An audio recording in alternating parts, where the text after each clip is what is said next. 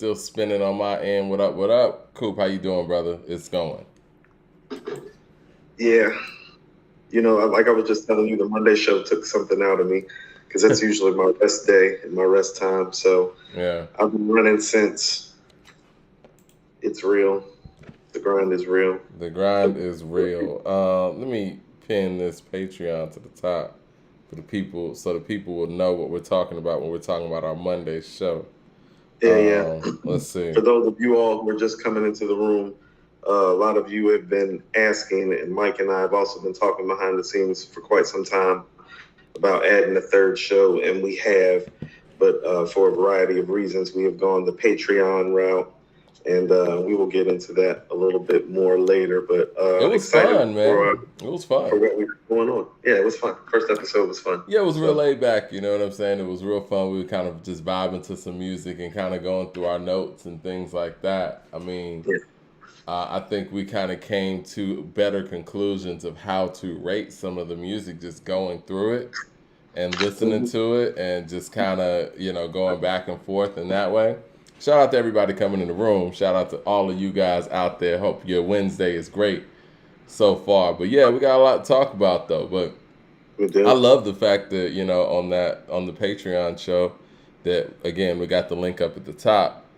We're gonna be able to converse with, you guys, and have people come in and kind of give their input on the topics, the music that we're playing. We're able to involve music and we're able to involve the people. So I think that those possibilities are going to be awesome. And also for the people who are subscribed to the Patreon, you're going to get an email that's going to let you know when we're going on hours ahead of time and, what time on that Monday. And yeah, you're going to get all the information there. So you'll get notifications through email and through, I guess, the Patreon app as well. So,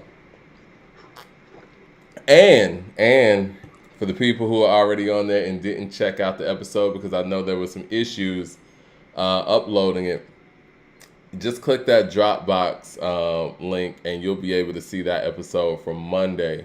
The problem was it was going through another platform that blocked out the music. So that's why some of you guys weren't able to, click on that link, and it was saying it was unavailable because the music was playing, but we got around that. So Okay.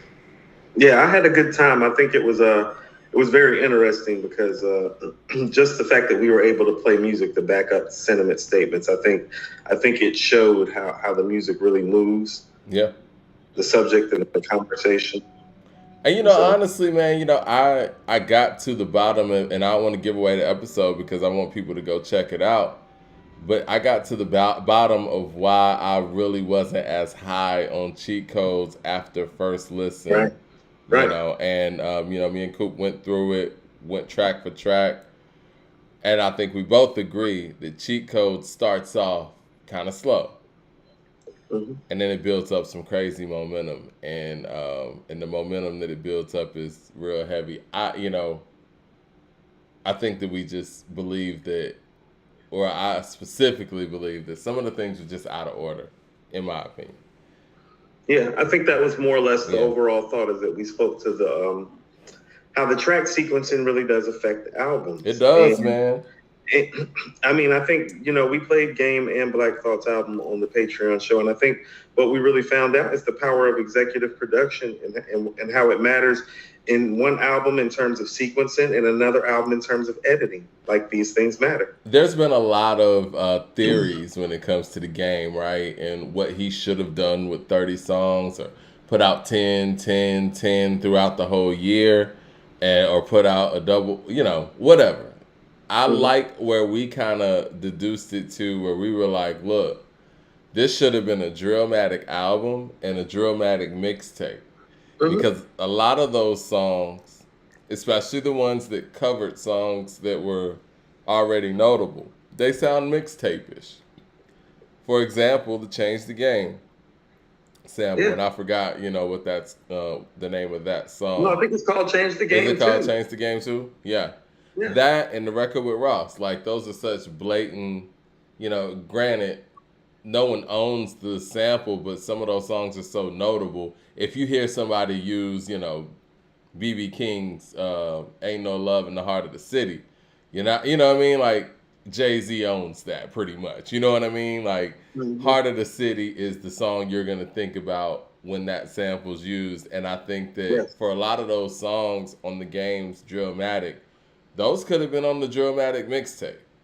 And I think that would have been super dope to put that out whenever, and then have the album songs for the album. Even though I love Universal Love, and again, y'all can go check out the full show and see which ones we put on the album and on the mixtape.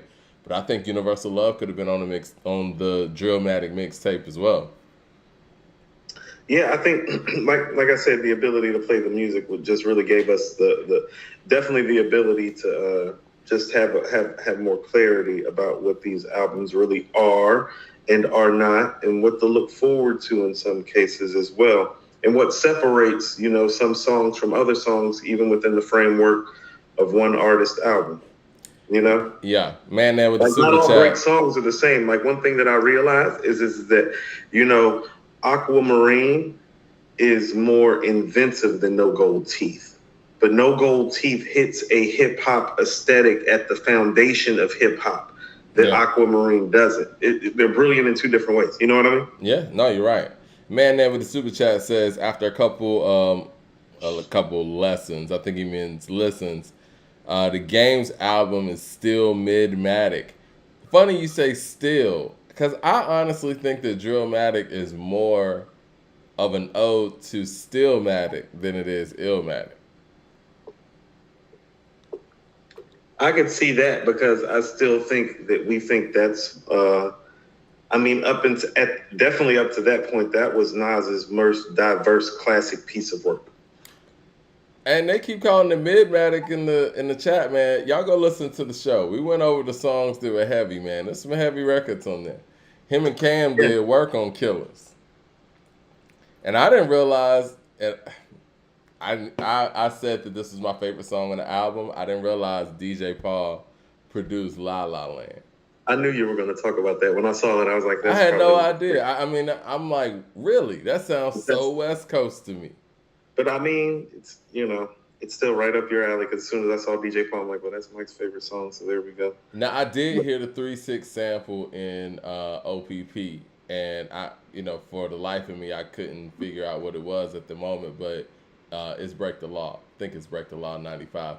Either that or like a version of I Gotta Touch 'Em. One of the two. People saying Ether is the Black Slim Shady. Yo, that video where I'm breaking down the Black Slim Shady in my opinion and how I feel like it is, and again, y'all could join the Patreon and debate me and Coop on it on Monday. We'll be here to debate this whole Eminem thing, but the comments, man, it's all over the place. It's like you could tell who are the Eminem fans and who are the people who maybe game fans or people who are neutral. And it feels like the feedback that I get from a lot of the Eminem fans is the fact that they don't think he has to respond. They think this is clout chasing. Even Eminem's daughter, Haley, she went out there and made a post about the fact that, her dad's so famous that people have to diss him to get attention and sell records or whatever. But see, Look here. my thing is, and respectfully, this is what I'm going to say respectfully. Did he not do the same thing with Britney Spears, Will Smith, Christina Aguilera? How many times has this man mentioned Christopher Reeves in such a disparaging way in his rhymes? Is that not cloud chasing? Can I submit something to you? This is one of those things, and we were talking about this before. I was like, no, this is kind of what we created the Patreon for, was to give, the people who follow, fans of, however they would like to classify themselves of this show, the opportunity to really state with some factual or with some sort of like valid, intelligent premise, what makes them feel this way. Because I'll tell you what, one of my old friends from like the first time I went to college, like at UNCG in Greensboro, my boy Trio slid in my DMs about this. And I've known this guy since I was 17 years old, and he's not the type of guy that does stuff like that. You know what I mean? Mm-hmm. And so this kind of like has sparked a lot of nerve and a lot of people you know, and I think, and Trio didn't really come out and say it, but he's kind of like, I kind of know his musical taste from the time of like when we used to roll together.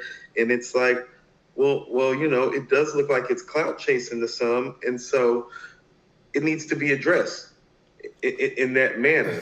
And I think you just did kind of like somewhat, but I mean, and here's what I mean. Here's the advantage with the Patreon too, is that like, no, let's play these disses that Eminem has been doing that you're talking about into who, and then let's compare them like artistically and in the rap sphere to Game and see if he does have, you know what I'm saying? Well, let me Like, ask you this, and I think let's prove it. this is the reason why I also thought it was perfect that he called it the Black Slim Shady. So the real Slim Shady in every Slim Shady record, was he not clout chasing? Was he not clout chasing on How My Name Is with Marilyn Manson, and you know what I mean, and all that imagery? Was he not clout chasing on the real Slim Shady with Fred Durst, Carson Daly, Christina Aguilera, Britney Spears, Mariah Carey? I mean, I don't think that was in the real Slim Shady. But I'm No, talking I'm just about, saying, just as far as the clout chasing. But I'm it saying, doesn't like, give any- his Slim Shady songs were the clout chasing songs, right? I mean, He's see- piggybacking off of popular culture. He did it with Will Smith on the real Slim Shady too, and when he did that on Without Me, Moby's name, like, it's nothing but name dropping, honestly. But when he does it, it's just Slim Shady being Slim Shady, right? I told you, you've made some very valid assertions. And even right now, as you're saying that, I'm thinking to myself, it's like, well, when he was making a lot of those comments, I mean, first of all, I don't care what anybody thinks. He'll never be bigger than Mariah. And that's why I like immediately went to that. It's like, oh, well, that's clout chasing. Yeah. Like, What about Mariah's when he name is clout dissed? chasing. I didn't even want to go here, but what about when he was dissing Michael Jackson on Lose It? That's not cloud chasing when you had the kids jumping on the bed and shit. Come on, man. That's the biggest artist in the world. And you know Biggest what? He artist got ever. called out for that too. Biggest artist ever. Yeah. Ever. Ever. So how is that not cloud chasing? Every time Slim Shady came out, he was cloud chasing. So I think that Game calling this the Black Slim Shady is perfect because the Slim Shady character is a cloud chaser.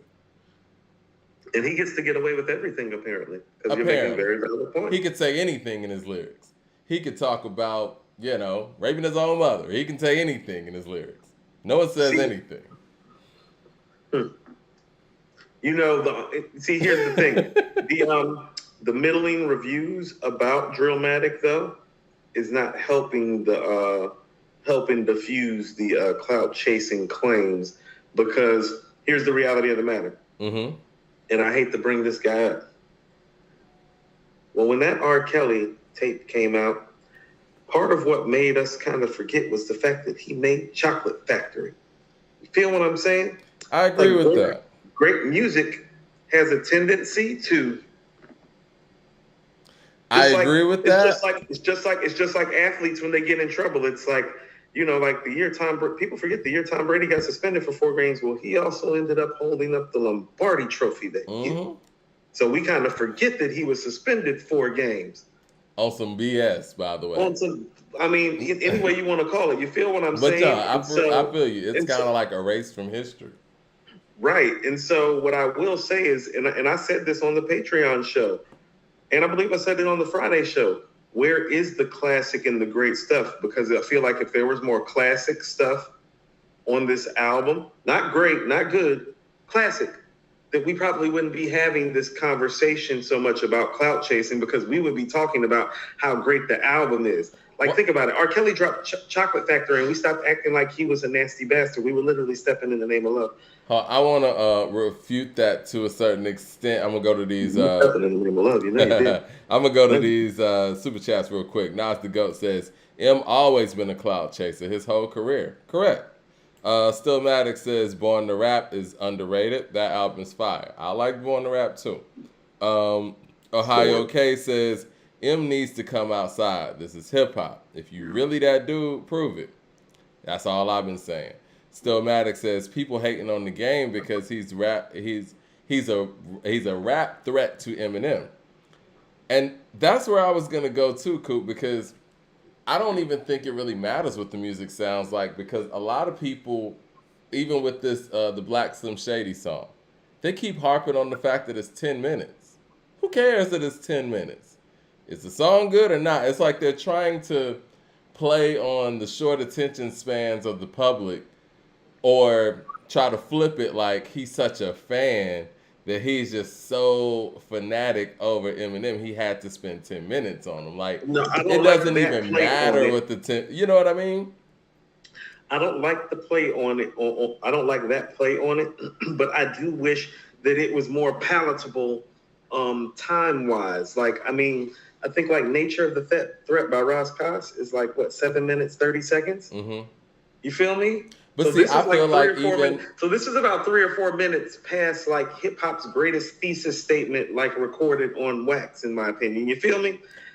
you know what? I think that even if it were 7 minutes, people would say, "Oh man, it's 7 minutes."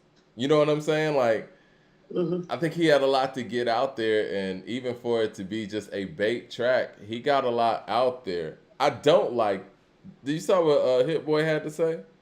Yeah, I saw that. I didn't like that Didn't enjoy it. because I don't, and I get it. You know what that speaks to me? It speaks to how politically powerful the Eminem is as a individual and as an artist and just as an institution. Hit Boy didn't want to be blackballed in any kind of way when it comes to that side of things, because no one ever asked a producer about any diss record ever. Do we know who made Rap Devil? I have no idea. No. I didn't like that. I mean, and let's be real, man. I'm not saying Hit Boy ain't telling. Listen, I'll never know, but it's hard for me to believe that you made a beat that sounds like a Slim Shady beat in your arsenal of beats, and Game just happened to pick that one, and then you want to say that he was paying homage to him, or insinuate that he was giving him respect on your half. But the part where he was actually going in on him, you didn't produce. Come on, man. It's hip hop. It's okay. Like, no one is absolved of being dissed on the record. Like, Kanye made Takeover. It's all good. Kanye's first placement is with Nas, and he did Takeover still. Yeah, Kanye's first placement, Nas is rapping on. Like, so, yeah. It's the game. He did Takeover and then turned right around and had Nas on Late Registration, one of the strongest songs on there. And then had the next song, Jay-Z Diamonds remix. It's cool. The other way around, it was Diamonds. Was it Diamonds in there? Oh, okay. Yeah. We Major was after that? All right. Yeah, I'm 13 and 14. Yeah. Bagger Jones with the super chat says KD 3 is officially on the clock of coming out. We'll talk about that today too. But as far as being on the clock, Slim Shady's on the clock. I'm talking about the real Slim Shady. He's got to stand up, and I don't want to hear this nonsense about he don't need to respond. Yes, he has to respond. If he's the super battle rapper that you guys say he is, and he's one of the all-time greats, No, I do fundamentally feel that just on a hip-hop level, because of the caliber. Like, this is what I'm saying. Let's put the record aside. On a fundamental hip-hop level, you have been challenged by a credible, noteworthy MC. Mm-hmm. That is all it should take. So we don't need to really have, like, just for me, as a head, we don't even need to have the song conversation. It's like, is Game challenging you to a duel? Then you need to accept the challenge, because that is how this game goes. You got 11 albums, he got 11 albums. You've went platinum many a times, he's gone platinum many a times. This ain't, even when, let's keep it all the way real. Jay-Z in 05, when Game came in the door, coming to Jay. At that point, Game just having the documentary and Jay being who he was in 05, having a whole career, he had no business challenging Jay at that point. You could say that person isn't on that level. You know what I mean? And Jay responded to him anyway, because this is hip hop. Yeah. Yeah. And Jay is competitive. And and he understands that part of being great. And this is what I'm saying. Every game has unsaid and unspoken rules. Like there are certain things that you don't do in basketball to players, like in a fast break or in certain situations, because it could get them hurt or in their career, like the whole Patrick Beverly, Russell Westbrook thing. Right. Like Westbrook was right. That's kind of like an unsaid rule. You don't kind of put me in that kind of harm's way over that at that point in time. Correct. Just like with football, it's like, well, not my neck, not my knees. Exactly. The fragile areas. You don't go after my career. Right. Don't go in my career. But those are team sports. I've always told you I'm a big tennis fan. I love tennis because it's like one-on-one type of kill shot type of stuff. Yeah. And when the bracket gets drawn up, I mean, Mike, you go play. So go play. Because that's the type of sport that this is. You feel what I'm saying? Yeah. Like Serena just caught a bad draw and lost in the first round yesterday. A lot of people don't know the person that she lost to, but she lost to one of the Emma's one of the best young players out right now. The draw didn't go well. Serena still had to go out and play. Yeah. You feel me? You're right. You know what, man? It doesn't matter who you are. And like you said, Serena's at... The draw says you have to go play. This is hip-hop. It's competitive sport. It's one-on-one. You're right. No, you got to go out there. If you're in the game, you got to play. Now, if you're not in the game, go ahead and retire and you out of here. Even Tom Brady, being 45 years old, he's going to have to go out here and play against these 21, 22-year-olds. They're not just going to hand him a trophy. Mike, based on his legacy, you're out here now. Let's get back to the tennis reference. Nadal's about to play tonight.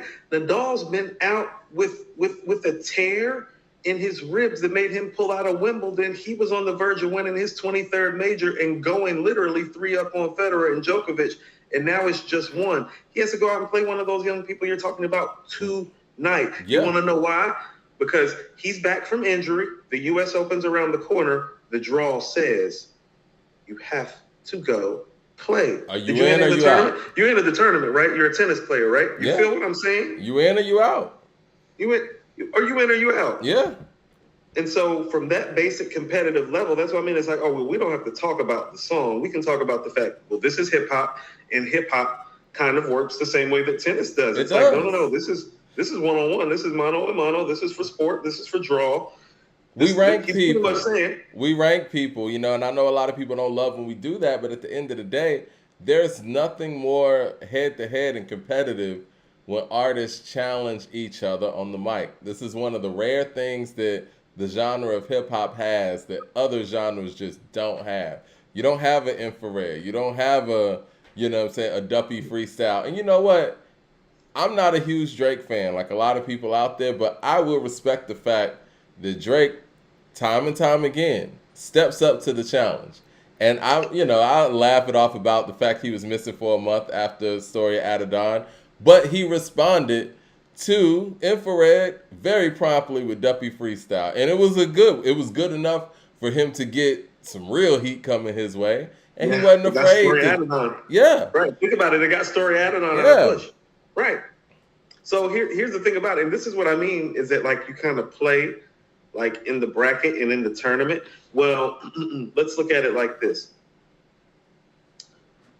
You kind of are in your era, and even when you transcend era, when people challenge you in that era, you have to take on all the challengers. Look at all the challenges Jay is taking on. Look at all the challenges Nas is taking on. That Snoop is taking on. 50 Cent. What I'm saying? And and 50 went at guys that he knew were better than him. You know what I mean? Like straight up. Yeah. I mean, even though I feel like he straight took Ja Rule's style right after he dissed him, he took on a camp that was literally at their peak running radio. Yeah. Like it was nothing. Deontay Smith with the super chat says, not an Eminem fan, but Game is trying to sell albums. He did this with Meek before 1992's album. Now Meek is on Drillmatic as if the beef never happened. What's wrong with anybody trying to sell albums, though? Meek is on Jesus Piece. We've always, you know what I mean? Like, are we gonna say that? Piece. He is. Are we gonna say that about KRS-One? when he went to MC Shan? Was he trying to sell albums? Well, you see, this is what I'm saying. You don't hear KRS-One like getting into a battle with like DMX. Well, that's not his competitive bracket or his era. That's like Steffi Graf challenging like Serena Williams. You feel what I'm saying? It's like no. That's then. This is So it's like this is what's in front of you as an MC, and Game is a credible MC. And even if the MC is not credible, you know what you're supposed to do? You're supposed to go out there and win 6 love, if that's the case. You feel me? You know who was really trying to sell albums, and I like the guy, and you're not as much of a fan of the MC as I am. Cannabis was trying to sell albums. You have no you have no reason for your first single ever to be a diss record at somebody of the magnitude as a LL Cool J. Now that is trying to sell records. And if we're not going to sit here, that was clout chasing. Yeah, and if we're not going to hold Cannabis, yeah, and if we're not going to hold Cannabis to that same carpet, we cannot say the same thing about somebody as established as the Game. Cannabis went at LL Cool J, an icon in what was that 1998? Where LL was 97, was it 7 or 8? 7 or 8. Where LL was at that point, LL was in no man's land. He was the most iconic MC hip hop had at that point. This guy's coming in the door with his debut album. Ain't sold an individual record yet, with his first single being a diss record on LL Cool J. And no one ever called him a clout chaser for that. So if y'all not going to do that to Cannabis, y'all can't do this to Game and act like he's trying to sell records. It was recorded in 97, released in 98. Okay. And he was out there doing it at the House of Blues and all that. And again, it was entertaining. It was hip-hop. And once again, LL Cool J, being the established artist that he is, doing movies, doing a sitcom, putting out albums, he could have brushed that off and been good. He still responded. Do you remember the phone call that got released? I do remember the phone call. So think about this. You're right. Not only that made me look at the situation way different too, the phone call. Well, think about this. It's like, well, he's rapping his ass off. He's making great music. He's making a sitcom. And he, along with Ice Cube and Queen Latifah, like LL Cool J, along with Will Smith and Queen Latifah and Ice Cube, are also responsible for the hip hop transfusion and ascension into TV, film, Hollywood. And all of this is literally going on while this is happening. And he still took time to respond. And he talked to Cannabis on the phone like, listen, man, don't let these guys gas you up. Yeah, don't let these guys gas you up. Don't do this. Yeah, he tried to help. And he was being genuine with it, too. He was. Like, he was. He wasn't on. The game win. Because he understood. Yeah.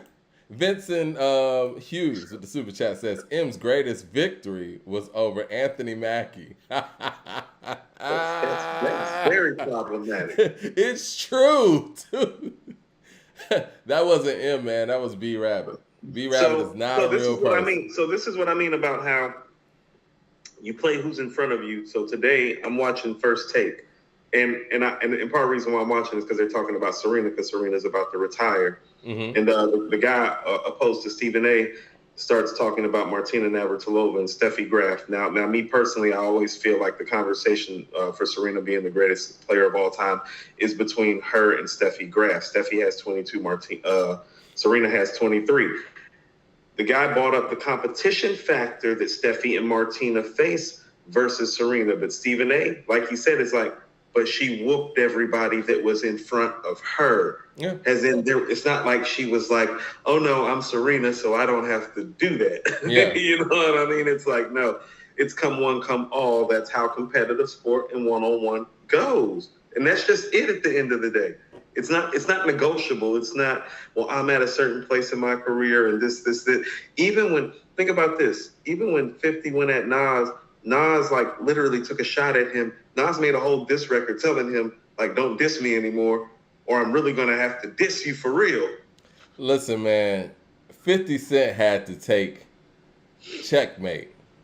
He had to take, what was that record that Styles and Jada did over the I Shot You remix? I know what you're talking about. He took those records. I give 50 a lot of props for taking a lot of heavy records. And he'll come with something like I Run New York. I Run New York was hard. It's dope. It was dope. I love that record. I love that beat too. But Hard. yeah, that shit was hard. But at the same time, like I said, it's the sport. You understand that the people that you're going against are great MCs, and they coming with the heat, and it ain't no hiding, man. Like at that time, let's just be real. 50 Cent selling the records that he was selling on Get Rich or Die Trying, he could have just act like that shit didn't even happen. Hold on. How to Rob is clout chasing. It is. We loved it though, right? I remember when it came out on the Nothing to Lose soundtrack. It was one of the highlights. Exactly. But well, like I Nothing said, to Lose, In Too Deep. In Too Deep. There was a Component Noriega song on there that was rough. If you look up Clout Chasing on Wikipedia, How to Rob should be the song that exemplifies this the most. And it was dope. You know what I'm saying? We'd all loved it. This ain't serious. Being broke might make you delirious or whatever. He got some shots back for that. It was cool. Ghost took some shots at him. Everybody did. Knuckles. Jay, yeah. I'm about $1. What the fuck is 50 Exactly. cents? But no one's out here calling that record a clout chasing record. You see how you guys move the goalposts when it comes to Eminem? It's crazy. If I'm not mistaken, Jay said that line live at Summer Jam. He did. Yeah. He did. OG TK Cole, my guy, he said, let's not rewrite history. LL Cool J dissed Cannabis first. And then the whole Def Jam, then the whole Def Jam go blackball Cannabis. I lost a lot of respect for LL. And we getting this chronologically wrong because I do know that on 4321, Cannabis had that long verse. You can look that up on YouTube that they had to edit down on a posse cut. And LL told him to shorten his verse. And then LL proceeded to diss him on that record. Subliminal. Okay, so here's what I believe happened. First of all, Cannabis is, and this is literally around the time where Cannabis and DMX are about to drop. Yeah. It's about to happen. And so, if I'm not mistaken, Cannabis is just used to doing these 24, 36, 48 bar verses on all these songs.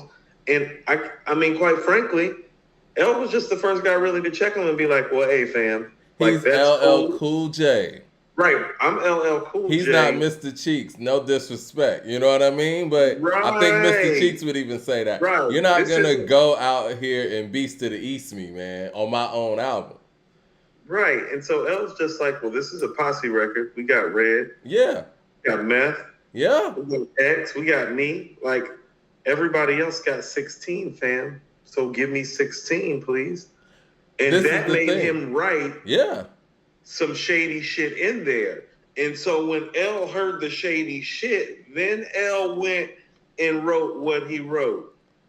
So that's him being a little arrogant. This is before this dude ever released an album. Do you understand the arrogance to be approaching LL Cool J this way? When you're on his record, you should be thanking God that you have made it to a point, at this point in your career, where you don't have an album out, and LL Cool J wants a verse from you. Out of respect for Red and Meth. Out of respect for Red, Meth, and LL. You know, Master P, he's a, you know what I'm saying, he was a veteran at that point too. But where Meth, Red, and LL were in New York hip-hop, you shouldn't go in there saying, you know what, I'm putting a 24-bar verse up. On a posse cut? How do you think that's not going to get cut? Like, you know what I'm saying? Like, I didn't understand that. I mean, you have to understand, too, this is like 1998. So when LL and Meth and Redman, this is arguably like 3 of the 15 greatest MCs of all time in a lot of people's opinion. Like, right there on the track. Like, are you bugging? Are you bugging? Andrell Green with the super chat says, what do y'all think about Nas, You Wanna Be Me, as a diss record, the J, off the 8 Mile soundtrack? In my opinion, it was just scratching the surface as ether, but I didn't love it. As ether, but indirect. I didn't love it. Yeah, it was. He could have kept that. It was cool. He could have kept it. MC Burial, the one against 50, the MC, the Don't Body Yourself, that was a way better subtle diss than Wanna Be Me, in my opinion. But yeah, I think with the Cannabis on 4321, there were a lot of missteps. The mic on your arm thing, he could have gone without that. That's conjecture. Yeah, it is. I mean? It is, but we don't know what kind of side conversations were happening to the point of where, of what LL thought about that mic on his arm and what that meant to him or whatever. The fact that he took it to that extent, because really, that's where the whole verse comes from. The whole diss verse from LL is the mic on his arm thing. You don't want to barter that. You want to idolize. You don't want to make me mad, nigga. You want to socialize. I mean, it's not like LL's like a stranger to posse cuts. I mean, he had some great verses on the I Shot You remix.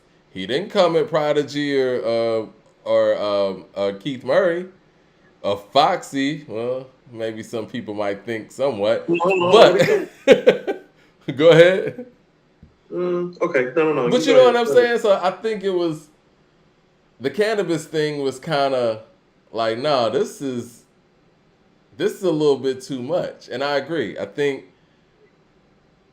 first of all, being overzealous to the point where you want to do a 24-bar verse on a posse cut on somebody else's album, that's a little bit out of line. Somebody else's album. It's LL Cool J. Yeah. It's not somebody. It's OGTK Cole says, "You're a new artist. I don't care how great you are. You're still a new artist. Like, think about this. Like think about Biggie doing "Dolly My Baby" for Supercat. Think about Nas doing "Back at the Grill Again" with MC Search. You get what I'm saying? It's just like, LL Cool J is just telling you to cut it down. It's like, eat the food, fam. Like, eat the food. Like, scrape the plate. I see people in the chat saying that LL was Cannabis's favorite rapper. I mean, this could have been handled differently. I personally hear more of Rakim in his style, and Rakim was actually on his second album and stuff too.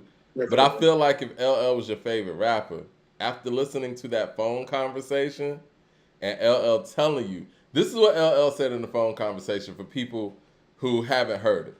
LL heard that there was going to be a diss record coming out, right? And he told Cannabis, like, listen, don't put that out. What we'll do, you and I will get on like some mixtape shit and do like a B-side record, put it out there and show some unity. And Cannabis said on that phone call, and you can look it up on YouTube, yeah, man, that's a good idea. Let's do that, man. I ain't mean nothing by whatever, man. This stuff's getting misconstrued. And then he put out the record anyway. That's Mike, what happened. Hold on. Go ahead. We got a guy, OGTK Cole, who worked for Def Jam, saying LL Cool J asked Cannabis to change his verse. He said, I know for a fact I worked at Def Jam then. Bimmy is the one who told him to go at Cannabis. I don't know who Bimmy is.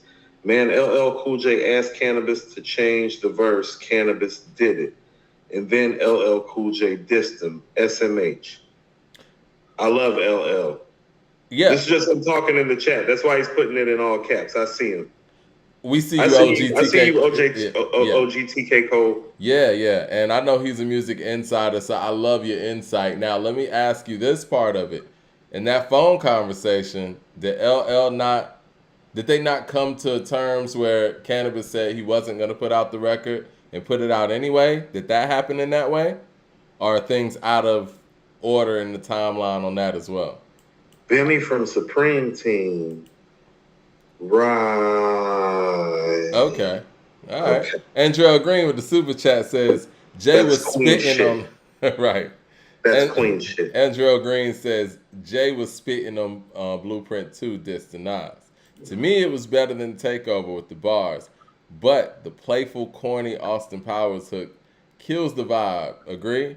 I didn't love the Austin Powers play on the song The Blueprint 2, but I do feel like if The Blueprint 2 would have actually happened in the place of Super Ugly, I think that things would have drawn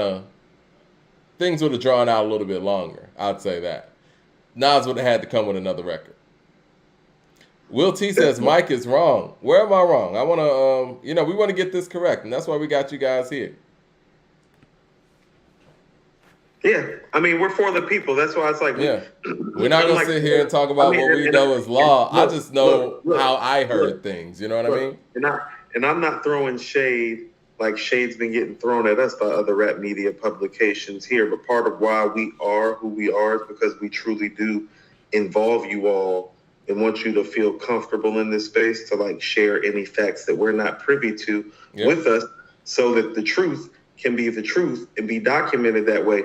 Like, according to hip hop, is a timepiece, you know, and so we want to be getting that timepiece as accurate as possible. And so that happens with the assistance of the people. Timepieces don't occur when two men decide. It occurs when the people decide. Yep. So that's how you get messed up history in that way. That's how you get messed up history, when you just only have a few people disseminating information. Yep, that gatekeeper stuff, man. OGTK Cole says, when Cannabis dissed LL, it was all hands on deck at Def Jam.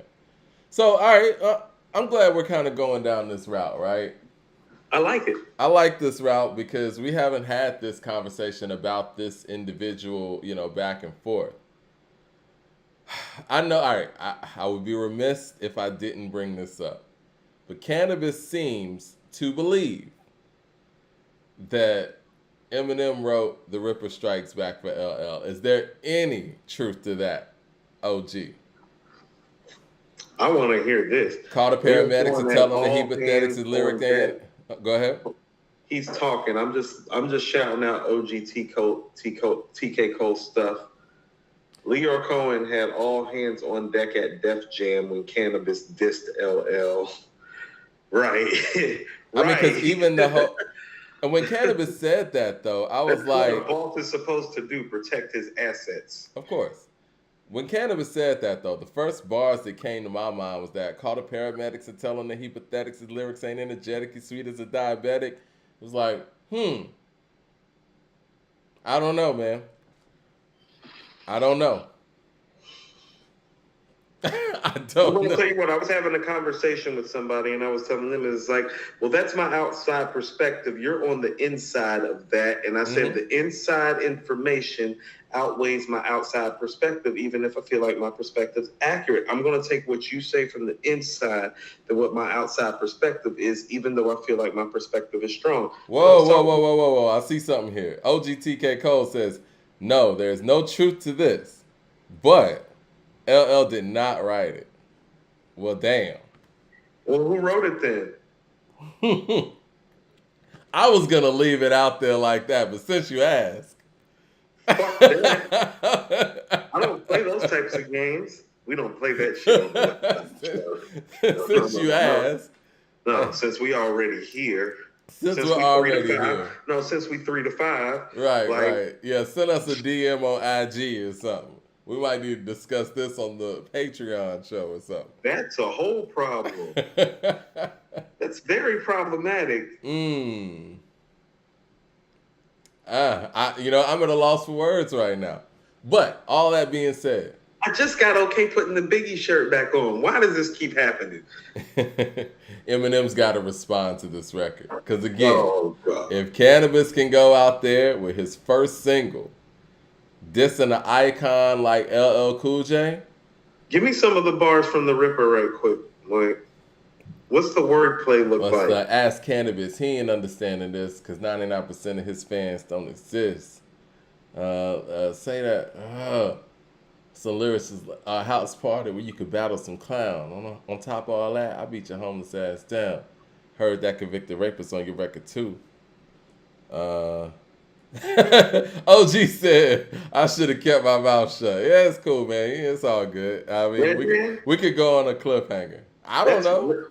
No, I mean, Redman's verbiage is comparable to some of that. Let's some Redman, because I'm thinking, who do they have inside the halls? Who do they have inside the halls that can write?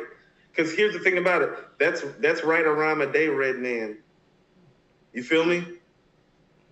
That's prime Redman. I'm running it through my head right now. I wasn't. He said Royce is going to deny this, but Royce wrote that record. Well, we were close.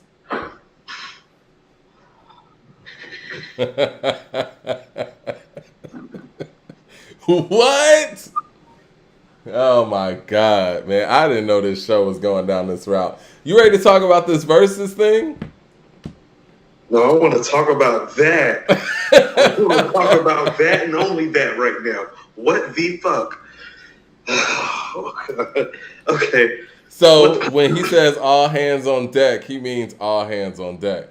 He Blue means Collar all hands on deck. Hustler. Okay, so is Royce signed to Def Jam by then? Is Boom like what? What's the association? I don't know. That's That's something to ask OG, man. Blue Collar Hustle with the super chat says, was it all hands on deck for Jay at Def Jam with Nas? You know, that's what I'll say about Jay, man.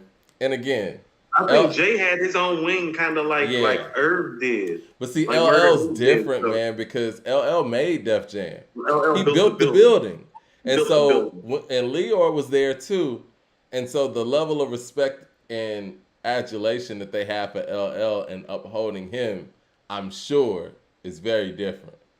Like you said, Jay had his own wing over there with Rockefeller. Jay was handling his shit.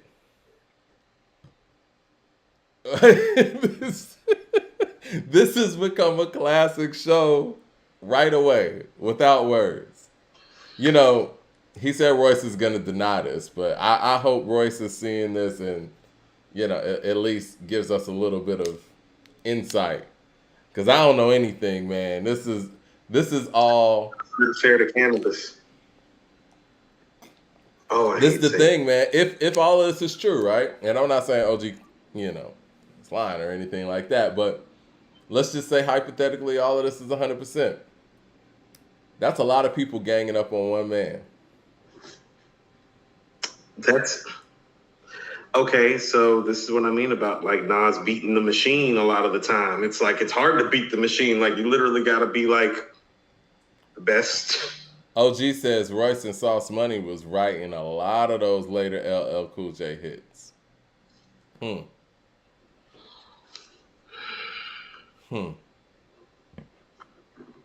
Sauce is a great, he's a great ghostwriter. I think he's one of the greatest ghostwriters ever, actually.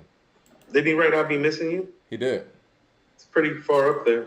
Yeah, he did. I think a lot of the stuff on No Way Out he wrote. I don't know. I kind of get lost between what he wrote and what Mace wrote. Because Mace is, you know what's funny? And I don't know if we said this in a previous show or if I said this on the phone with somebody. Mace is kind of Puff Daddy.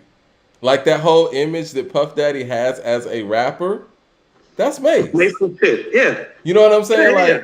Well, you wasn't telling me that, but you're absolutely right. Yeah, I mean, like, so I could see how Mace feels a way or felt the way about certain things. Like, that whole image of what Puff Daddy is as a rapper, and we're not talking about the mogul and all that stuff, but as an artist, what Diddy is, that's pretty much Mace.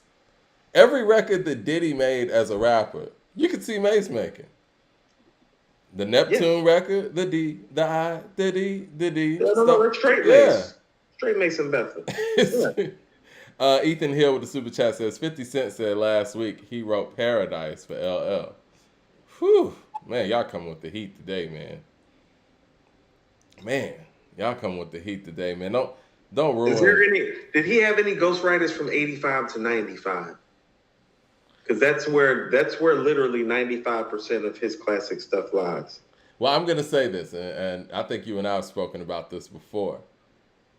I mean, I don't know anything, and I could be wrong, but I'll say this, man. I could hear Big Daddy Kane's voice on Around the Way Girl and Jingling Baby remix. Uncle L, Fusion of the Funk. Now, maybe he's highly influenced. Same thing with Backseat of My Jeep. Coop, sounds like you've seen something. What are you seeing over there? Because I'm not even reading the chat. I'm just... Sign up to the Patreon. We got it pinned up to the top, man. And we're going to have some real discussions, man. I didn't know this was going to go down this road. Are you ready to go on to something else? I didn't know this was going to happen either. It's not like we playing for OGTK Cole to like pull up and like literally drop an ill bomb on us. Literally. Because again, man, who wrote Ill Bomb? That's what I'm saying. I was listening to that song the other day, man. I refuse to believe somebody else wrote Ill Bomb. I want some Ill Bomb information. Just call my name. OGTK Cole, no, stay. He said, I'm about to get me in trouble. We're talking. Yeah, we're done talking. We're going to the Verzuz. So, did you hear about what happened with Verzuz? People really fucking up. Go ahead. Right. Well, OGTK Cole just saying the truth. These niggas is fucking up. Timbaland and Swiss sued Triller, claiming $28 million never paid to them from the Verzuz sale. Mm. Now I'm gonna read this article, but How much of that was they about to share with the artists? essentially what happened, and I'm gonna read the article too. We'll get into it.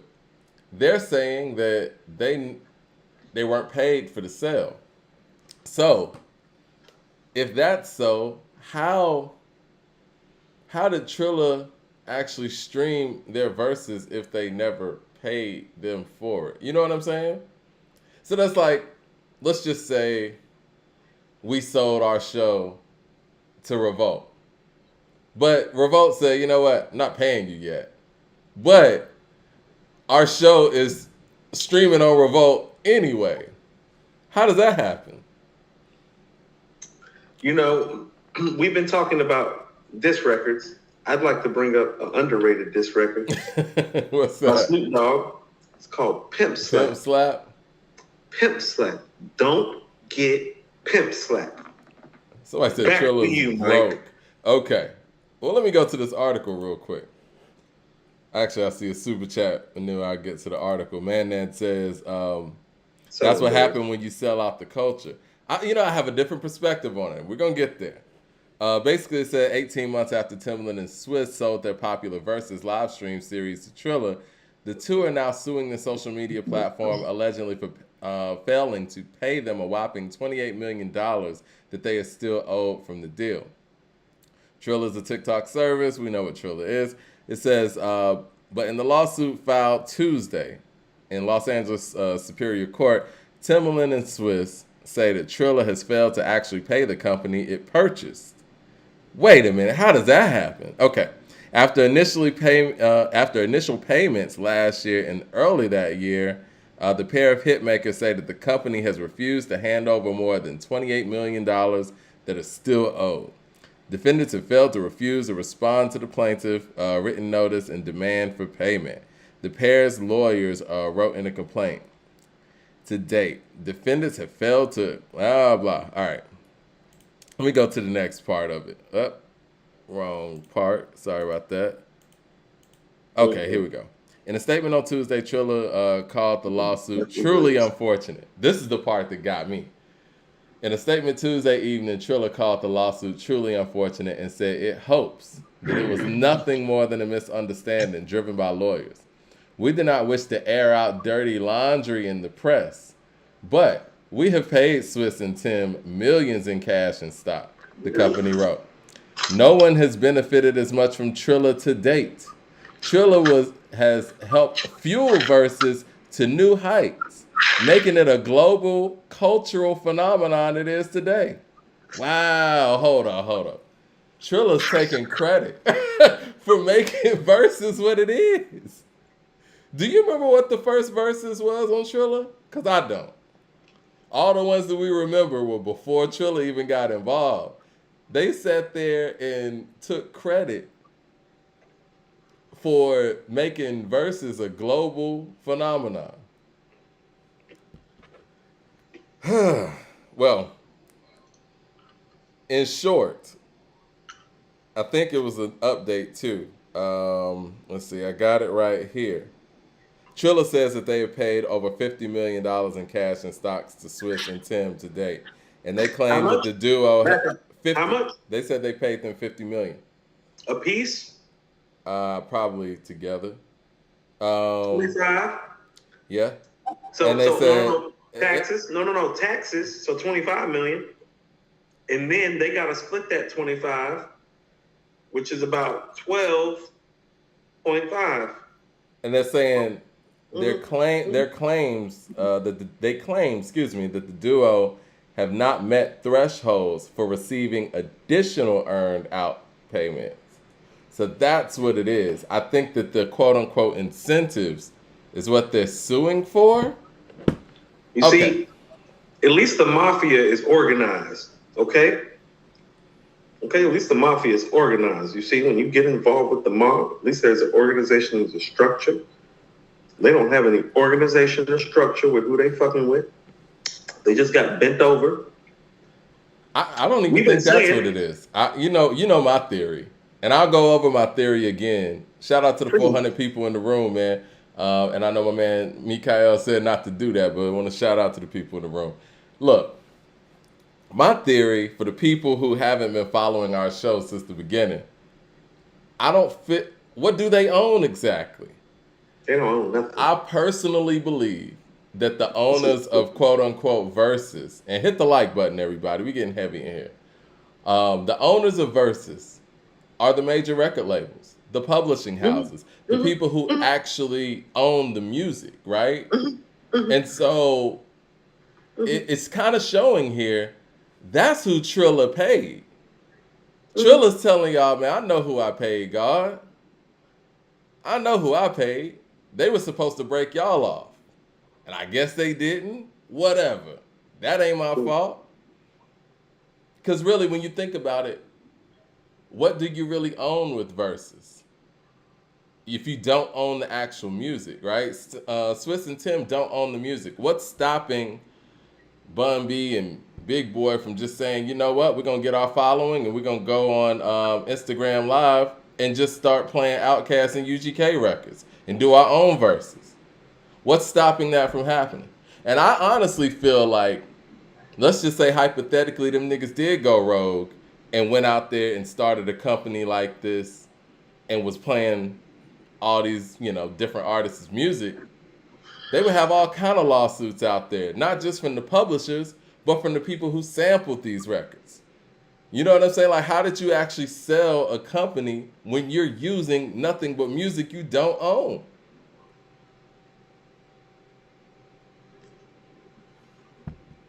So this right here, like I said, if you had something straight up that was yours, and Triller purchased it, and they didn't give you everything that they said they were gonna give you, then why was your shit streaming on their platform? If that's the case, sounds like they paid who they needed to pay. Just saying. The world is filled with pimps and hoes. We'll just talk about those I know. Shout out to 007 in the room, man. We had a good time. Man, we kicked it with 007 this past weekend, man. We had a good time in the city. He said, peace, kings. Artists should be smart enough to have ghostwriters and artists who bear witness to sign an NDA to protect their brand. Also, Swiss and Timbo got to do better. They got the money to have lawyers properly dig through the contracts. But see, again, I don't think, this is my theory overall, right? I feel like that the major record labels created this idea of Verzuz, and they basically just used Timbaland and Swiss as figureheads to sell it to the public. Right. That's the only thing that makes sense to me. You know what I mean? Because we saw it when Crazy Bone and DJ Paul were about to do their verses, and they were about to go rogue and do their shit on their own. Crazy Bone got a call from Swiss. That shit got shut down. You know what I mean? Quickly. Yeah. Expeditiously. Yeah. Expeditiously. Yeah. Fast. And you had Bun B out here for years. Right. Exactly. That's not, what kind of phone conversation is going to do that? That's ownership talking. Told you. Jay Short says, Swiss and Tim got laid off 2 weeks before retirement. Lost your job on Friday, nigga. So yes, Triller is saying that they paid them. And so you know what kind of stood out to me too was when they said, what they say, dirty laundry? Mm-hmm. Oh yeah, it was in this part of it. They said, we do not wish to air out our dirty laundry in the press. You know what that tells me, man? That tells me, don't make us tell people who really owns this. That's what it sounds like. don't make us really tell people the truth about what Verzuz really is. Yeah. No, I mean, it's pretty much what that is. I'm gonna go further with this theory, right? So let me jump on Tim for Kofi. So obviously, Tim and Swiss for now are separating themselves from Verzuz, but sounds like Triller has the rights to do Verzuz somehow, right? So since it's being departed from hip hop, now Triller can go out there and do a Justin Bieber and Justin Timberlake Verzuz, right? Even if they want to change the name or even call it that, now they can do a Britney Spears and Christina Aguilera Verzuz. Since hip hop's kind of stepped away from it because these two guys have a discrepancy, right? Is that possible, or am I going too far? I don't think that you are, because cultural appropriation is real.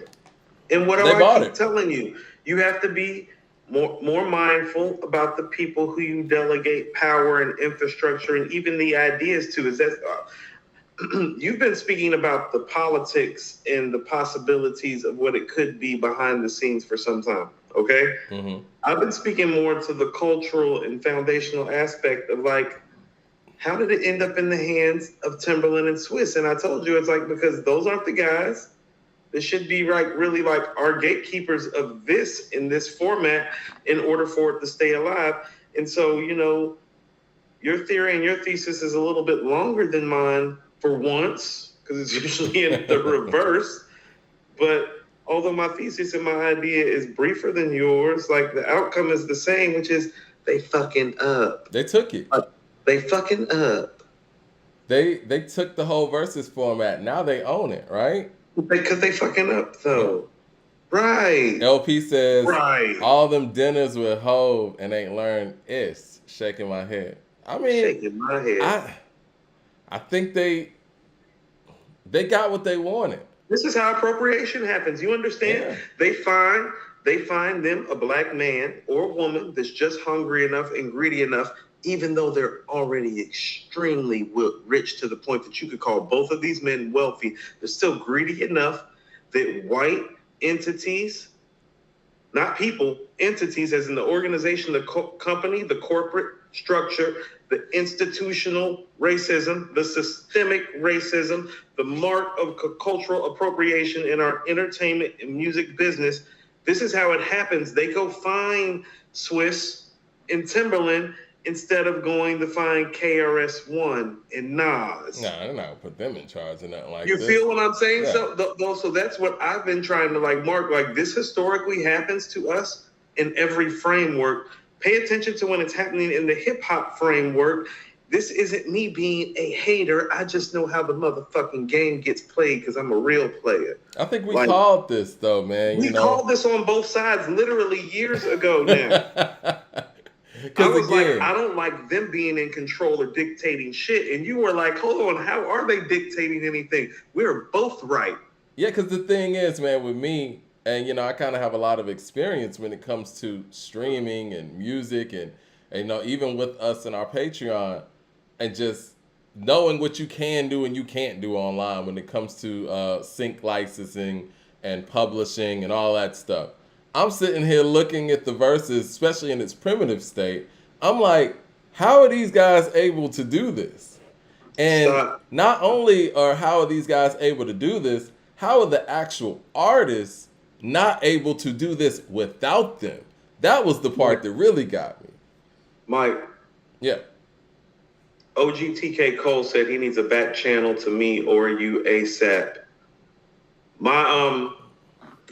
You can follow me, DM me on Instagram, and you and me and Mike are gonna talk. And so I'm gonna put Coop in right here so you see, like, my handle name. My name's Armand Colin Damar Cooper. So well, yeah, I was gonna say your Twitter's right there.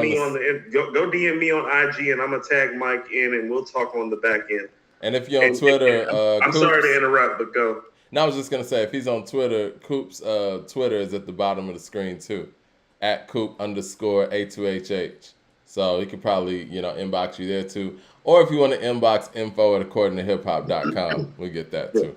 The Dermont Show says, this always happens when black men are involved with money. We can't ever keep something of our own. We got to sell out. You're right. This is a stressful show, Mike. This is a stressful show. But see, I This is understand what supposed to y'all are be saying, but fun. see, This is that bullshit. I don't feel like they ever had anything to sell anyway. I don't think that they're even they might be the owners of the name Versus, maybe. But again, I feel like the publishing houses, the major record labels, they're the ones that own this. They're doing the deals that they want to do. Swiss and Tim are just figureheads. And Triller probably paid who really owns it. And that money didn't trickle down to Tim and Swiss like they said it was going to. And now publicly they have to go after Triller because they can't go after the people that put them in position. Because it This is dilutes the what I mean. brand altogether. This is what I mean about how, Mike, when slavery ended and blacks were freed in the South. Mm-hmm. This is almost the equivalent of like when the blacks would go buy the land, and because the blacks couldn't read the contract properly, even though they were free, they pretty much indebted themselves to the white man for the rest of their life in a form of indentured servitude in order to become a owner of land. Right. This is literally the same premise that ruined us post-slavery in the Reconstruction era, along with other factors. But one of the factors that played into that was our literal lack of literacy and knowledge about reading paperwork and understanding things that are binding or not, and literally working ourselves to death and then dying and having the white man do what? Take the land back when we die. This is the same thing. And this is what I mean about not learning our fucking lesson. This shit has literally been happening to us in every format that we can speak of post-slavery. And so I just want people to pay attention to what's going on. You know what I think is really, again, that was the aha moment for me too, when Triller got really gangster with this one sentence where they said, they got really gangster when they said, Triller has helped fuel Verzuz to new heights, making it a global cultural phenomenon that it is today. I'm just going to be real, man. Mike, they just took their corner. That's my corner now. Yeah, nigga. They want their corners back. You run this block. Get your ass off this block, nigga. Right now. What Cube say? They want their corners back, man. You got 15 minutes. That's gangster, man. Because I can't even tell you which Verzuz was on Triller, which was Triller's first Verzuz broadcast. Because I remember the biggest one was the Gucci and Jeezy. They hadn't done a deal with Triller yet. The DMX and Snoop, they hadn't done a deal with Triller yet. Obviously, with the Babyface and damn, well, I want to say Jimmy Jam, Terry Lewis, because that's what it should have been. But you know what I'm talking about, Blackstreet. Oh, Teddy Riley. Teddy Riley, yeah. The Babyface and Teddy Riley, obviously, that was well before. The ones that were the most famous were well before Triller. Triller sitting here taking credit for Verzuz, and they didn't do any of the work. This is what they set themselves up for. Allegedly. We've literally been setting ourselves up for this in this country since we have been free. I'm tired. Well, I'm tired, like for real. Like people just need to pay the fuck attention. That's why it's like everything that you were saying, I was like, no, I hear you. I was like, but this is what I mean. A black man in his greatness with real fortitude and integrity and power, they changed shit. Bill Russell, Jim Brown, Kareem.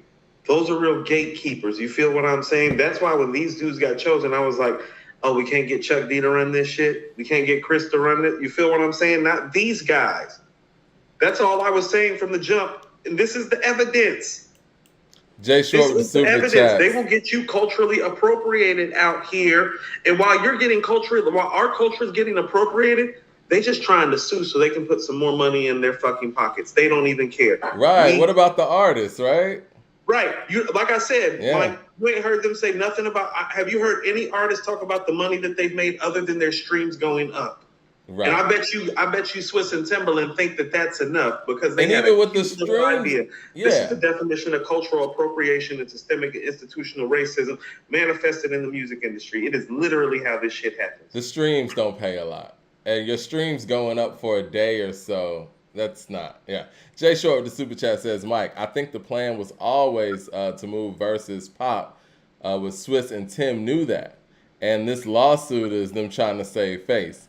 Tim don't deserve benefits of no doubt. I'm sorry, not no doubt. Benefit of the doubt. Swiss does. I'm sorry. Tim doesn't deserve benefit of the doubt. I was gonna say next verses we're probably gonna get Avril Lavigne and Pink. I can see that.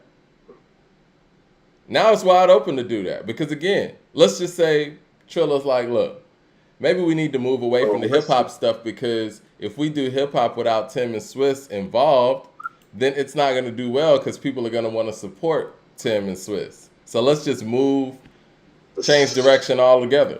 That's probably, like he said, what they want to do anyway. LP says Swiss was acting like he was a boss and downplayed a lot of our legends. He did do that. He acted like he was giving them a favor. He tried UGK, Bone, and 8-Ball MJG. Yeah, I had a problem with that. And I had a problem with the way he came at Bone after the fact, man. That wasn't cool. That wasn't cool at all, talking about Bone don't get shows. I know people personally. Yeah, we had Bone's DJ on our show. They do a lot of shows. Hold on. Yeah. And Positions like Bone's DJ. Hold on. Like Bones, first two albums in particular, their album sales rival DMX's peak album sales. Bones one of those rare acts in hip hop where they have such a core following and they got a crossover following too. No, I can remember them doing 3-4 million both times. Yeah. Both times. Easily. Yeah. Years before Swiss was a producer. Like, yeah. Stop that. Bones not starving for shows. And when Swiss made that comment talking about, you know, y'all don't do shows and hang out, whatever, I was like, yo, that's too much, man. It's funny. I'm about to say that's funny because we talked to the DJ when he just got back from where? He was all over the place. I forget. He was talking about what their tour schedule was like. He was like, yeah, we was just here. I was like, oh, yeah. He was like, and then we had the show. He's like, I remember when we did the show there. He was literally shouting out countries and states like at the drop of a dime. So it looks like Bone is doing just motherfucking fine without verses because show money is how you make your real rap money. Yeah. Jay Short says Pete Rock and Primo did a Verzuz tour years ago.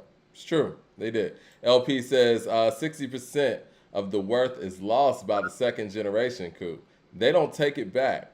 We give it back. Shaking my head. 80% gone by the third generation. Lack of education sets us back. It's true. I think, and being very trusting too, right? To the point where you get what he's saying. Yeah. Mark Arthur with the super chat says, in my opinion, they should have never sold the Verzuz company. Why do we always sell our ownership? It's key. And you know what? Again, I have my theories that they never owned it in the first place because they don't own the publishing. But even if they did, hypothetically, why are you selling something like that so early? Well, here's what I would say. Even to that. We have to start changing we have to start changing the idea of what wealth should mean to us. Right. Because the acquisition of wealth here, I keep telling you, Mike, this is part of the reason that I don't want to live here full time once my daughter is grown enough to be on her own, is because the way that wealth and money and acquisition and the power structure works here is a white man's world and a white man's game. And so anything that you do here, for me, anything that you do here business-wise, that you are not funneling outside of this country is a mistake as a black man. Is that not a global thing, though? I mean, because we see how colonized certain African countries are as well. I mean, it's just like, how about this? It's just like, just like there are some states that are better than others within the United States and more better for you to live. Right. It works like that in every other country and continent. You know what I'm saying? Like I met a girl yesterday that I work with. She's from Brazil, but she's from like a northern state, like about an hour north of Rio. It's smaller. It's more familial. It's not the ruckus that Rio is. You feel what I'm saying? Right. It's different ways to live in different areas. And us as American blacks have just been so fucking brainwashed to be quite frank, that we don't understand how kingly we are outside of here. And so for all of us, for the acquisition of it, it's like, if you want to sell it, that's fine. Like, first of all, do your due diligence in your paperwork and make sure you're maximizing what it is that you're actually putting forth with your ideas and all of that. And also, too, don't keep your fucking money here. You can't trust these white people or this system. I am literally bringing up Reconstruction, post-slavery, and comparing it to the music business today, and viably and accurately making the connection. There is something wrong. There's something wrong with this system as it relates to anybody that's not a white man, quite frankly. And Triller's actually a very young company, too. That was another thing that kind of struck me by the sale initially. I think I might have said that in the episode when we were talking about the sale. It was the fact that Triller's a very young company, so it's not like it can provide infrastructure and just credibility that these guys haven't amassed over their career, you know? Esquire 601 with the super chat. We got attorneys in here too. He said artists love to play the support the culture card when it serves their own interests. CEA boycotting the Grammys after worshiping them for years. See, and this is what I'm saying. Yeah? And I'm a Kanye guy, and you're right. Black Americans with disposable income, like real disposable income, they do one of two things. Mike, they live and invest outside of this country, or they travel constantly outside of this country. There is a fucking reason for that, including these artists. You know, these artists that y'all are talking about don't be here half the time. Coop, you there? You kind of paused out. Okay, you there. Yeah, you there. Like, they don't be here. Black people with money do not stay in the United States. Well, they make their money in the United States, and like you said, they'll live their lives elsewhere and stuff. Yeah, they go on the award tour to quote a Tribe Called Quest. It's like, that's, hold on, how's it go, Santorini, Greece? When you hear Rick Ross doing the Santorini, Greece thing, and Turks and Caicos, St. Thomas, Ibiza, Pusha T talking about Ibiza on Untouchable, talking about the Maldives. Like, that's really what they do. They don't be here with their money. Mike, for all the traveling that I've done, the only thing that I see that America has over everywhere else that I've been is the consistency with which the hot water flows out the fucking shower. Well-versed Sessions with the super chat says, sounds like Swiss still holds a grudge because of that failed Full Surface Bone album. Yeah, he was talking to them crazy, man. I was like, those used to be your artists at one point. 007 says, how Brazilian shorty look, Coop. Bring me around again. Yo, man, 007 got on this chick that was so bad. She looks like Penelope Cruz, fam. No bullshit aside. Yo, 007 got on a bad one this weekend. But yeah, where do you think Verzuz goes from here? Do you think it's just over? You think they're gonna settle this and smooth it over? And do you think Triller just takes it? I mean, when you're saying, I'm pretty certain that when you're talking about Verzuz now, you're talking from like a hip hop perspective. You're saying what happens to it with our culture? Let's just say both. What happens with Triller moving forward, and what happens with Verzuz moving forward? I mean, this is what I mean about how the appropriation works too, because you and I have been sitting up here talking about it. It's like, well, where are the viable verses, and where is this and that? Yeah, and that. You're right. The timing is crazy because the timing comes when they run out of juice anyway. Right. It's like, well, all the other, think about it. I mean, the only thing that's really on the table that it seems like that would rejuvenate it for the black community would be if like Nas and Jay would do it, right? True. Or if they want to do, well, see, I don't even know how this is going to work, but like if a Jodeci and Boyz II Men would do it, like I think that's one that's doable based on, where those individual acts are now.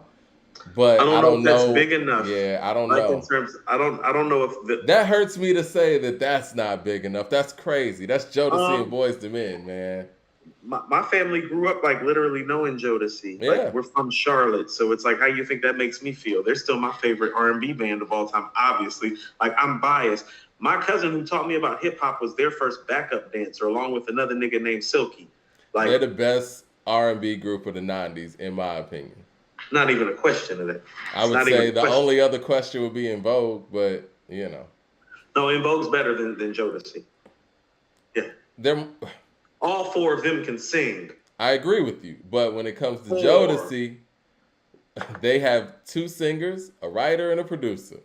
That's what makes Jodeci very different than its contemporaries. You No, could no, put no. Jodeci in the studio with just the four of them. Devontae Bean. No, Yeah, well, here's the thing. In Dalvin, you have a verified drummer, and in Devontae, you have a verified songwriter. Oh, that's fucking helps. That helps. that's crazy.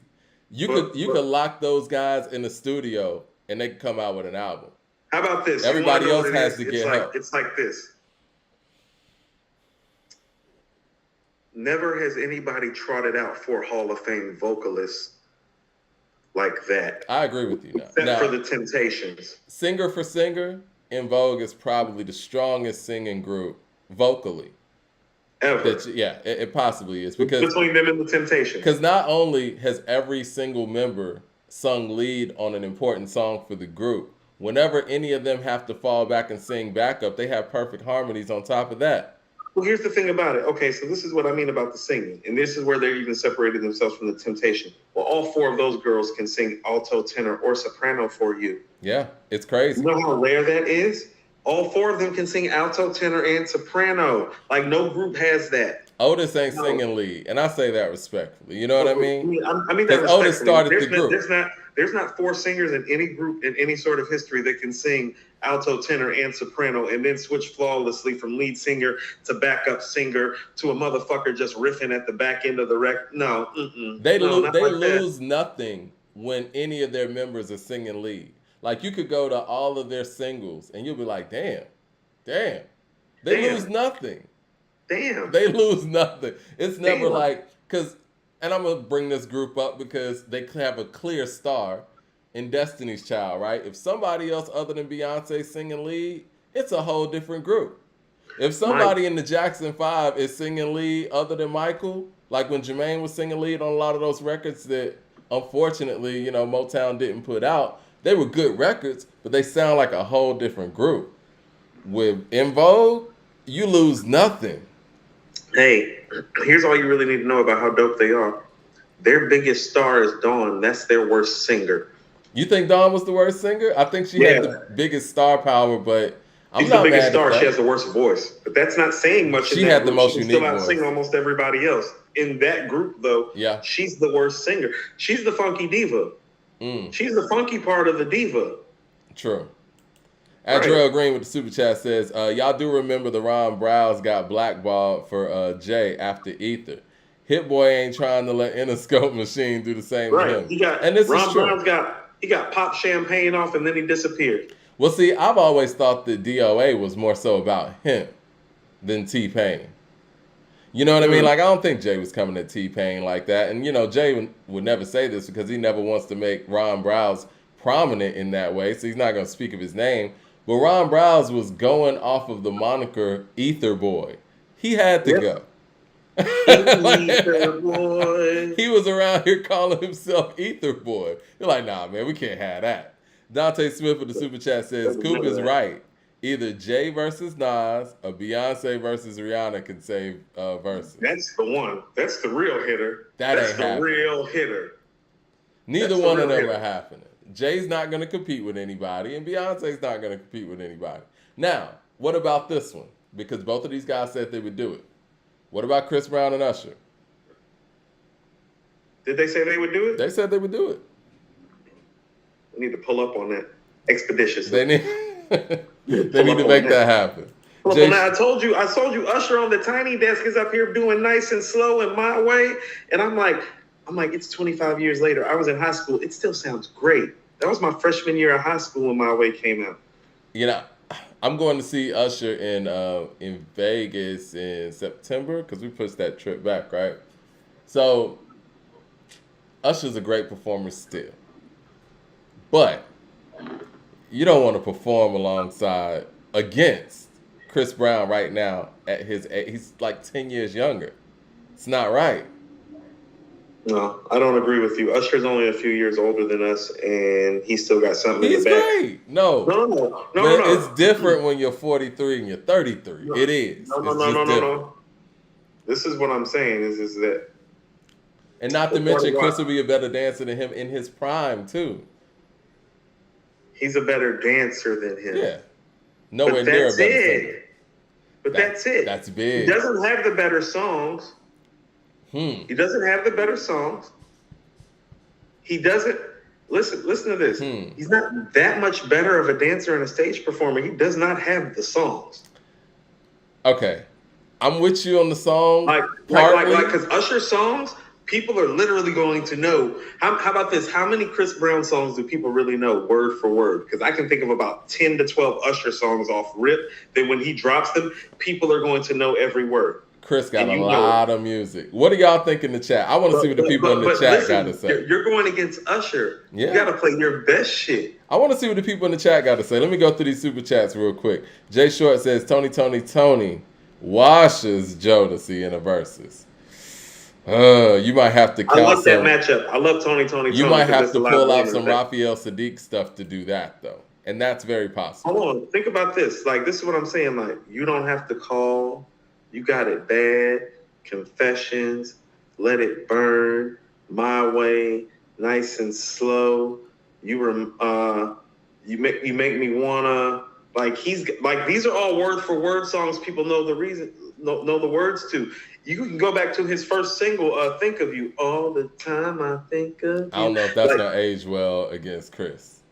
Chris is so current. Yeah, that's aged better than most of Chris's stuff. That's what I'm trying to tell you. So? It's like, yeah, if Chris goes out there and here's the thing about it. If this is an R&B battle, well, it's like, well, a lot of that shit that Chris is making sounds like it's some like rap R&B like fusion. Like he's in the rhetoric. That's what I'm saying. It's like he ain't beating Usher on this. He's not beating Usher's 20 best songs. I think that puts Usher at a disadvantage if he comes with the rap hip hop stuff. Like I know, like if he does like the Look at Me Now stuff, like that's not going to win against Usher. Like you're not beating Usher with that. I don't know if he would even go there. I wasn't even thinking about that record. But that's some of his best stuff. That's what I'm saying. Like his best stuff, it's not going to go well for him. No. He's got the dancing. That's it. Let me get to the chat. And Usher for a night can dance comparably or dance well enough. It's like this. You want to know what that is? It's like, well, Prince isn't a better dancer than Mike, but how about them songs? Right. How about his stage performance? That's a great comparison. I don't want to go back and forth on that now. No, because Prince is a great dancer, but he's not Mike. No, Prince is a great dancer. Actually. He's right, but nobody talks about it because guess what? Mike. Yeah. So it's like when you talk about Chris Brown, it's like, no. People forget Usher was there first and was a great-ass dancer. He was considered to be... What would you rate Prince as a dancer on a scale from 1 to 10? I'm going to go 8. A strong 8. Okay, so Mike, you name me how many male dancers can do a full spin pirouette and then go into a split and pop back up. I knew you were going to go there. And then you can take that 8 off the table and give him the 10 that he deserves. I'm going to give him a 9. Right. I'm going to give him a 9. Right. I'm going to give him a 9 on a bad day. Hold on, as a dancer, hold on, what's the 10? It's like, how about Michael this? Jackson. If Michael Jackson and James Brown are the 10, then those are the only 10s we giving out. This is true. What about Jackie Wilson? Jackie Wilson was mean. I don't have enough live footage of me watching Jackie Wilson to confirm that, even though other people have confirmed. So if you want to feel that way, that's fine. But that's also like the old person that hasn't seen Chris Brown. It's like, I think if you're saying Michael Jackson and James Brown are a 10, then Prince is a 9. I think what separates Michael from those others is the choreography and just being able to take on choreographed, I think he's just the most seamless dancer ever. Like his literal motion or movement, he can do whatever the fuck he wants. It's incredible. Like with any part of his body, like at any given moment. Like even, how about this? On the Scream video, I think Janet's one of the best dancers ever either. Like you can see even on screen the difference in like how fluid Mike moves versus how fluid Janet moves. And it's like, Janet's nasty as a dancer. Take it from somebody that's actually been fortunate enough to dance with Janet Jackson. She is nasty. Like it is poetry in motion. And next to her brother, it's like, so he's the best dancer ever. I think Chris Brown's a 10 too. Mad Max with the super chat says, LOL, watch Nas and Hov do one now eventually. Right. Let's see. Let me get to these super chats. I know we were missing a lot. Mad Max says, LOL, they ain't New Edition. All of them guys got a number 1 by themselves. That's 80s. That's the 80s. New Edition is 80s. Yeah. Home Again came out in 96, but that's the only 90s material. Yeah. New Edition's 80s. And I think Home New Again Edition... dope, huh? Home Again is dope. Yeah, Home Again's dope. Michael Williams with the super chat says, "Do you think Scarface is better than every member of the Wu-Tang? If not, where would you rank him in the group?" He goes right after Ghost for me.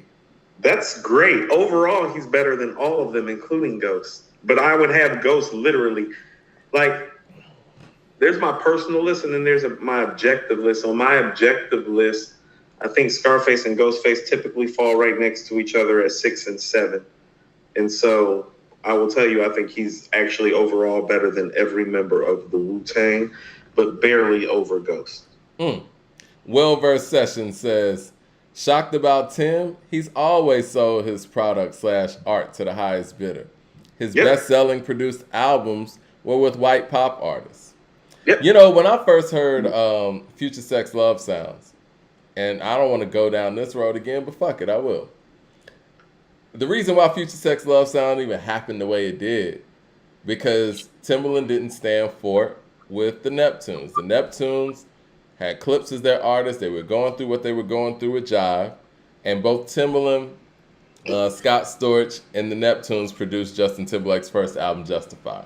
Yep. So after that, and while the Clips were going through what they were going through with Jive Records, Justin Timberlake being Jive Records' cash cow as a solo artist at that time, the Neptunes said, you know what, we're not working with Justin's second album, you know, until y'all get things right with the Clips. And in that form of protest where, you know, Timbaland could have held fort with his people that he went way back with, not just the Neptunes, but Clips as well. He knows these guys personally. They grew up together. He crossed the picket line and said, fuck it, I will produce the whole Justin Timberlake album, Future Sex Love Sounds. No, let's stop. And go ahead. No, go ahead. No, I was going to say, I remember when Justin debuted My Love on the MTV Video Music Awards. I think he opened with that, and that was the first time we heard it. Mm-hmm. In my mind, I was like, this sounds like a Genuine record. I've heard Genuine do this record a million times over. Easily. Yeah. So, I was actually, you know how part of the reason why I follow Re-Up Gang so heavy? It was some of my East Coast Southern hip hop when I was in Cali. Mm-hmm. When they were going through all that stuff with Jive and dropping the Re-Up Gang stuff, I was in Cali. I used to have to go online on LimeWire and load their stuff up on my little Philips MP3 player. Okay? Mm-hmm. Right. When he dropped Sexy Back,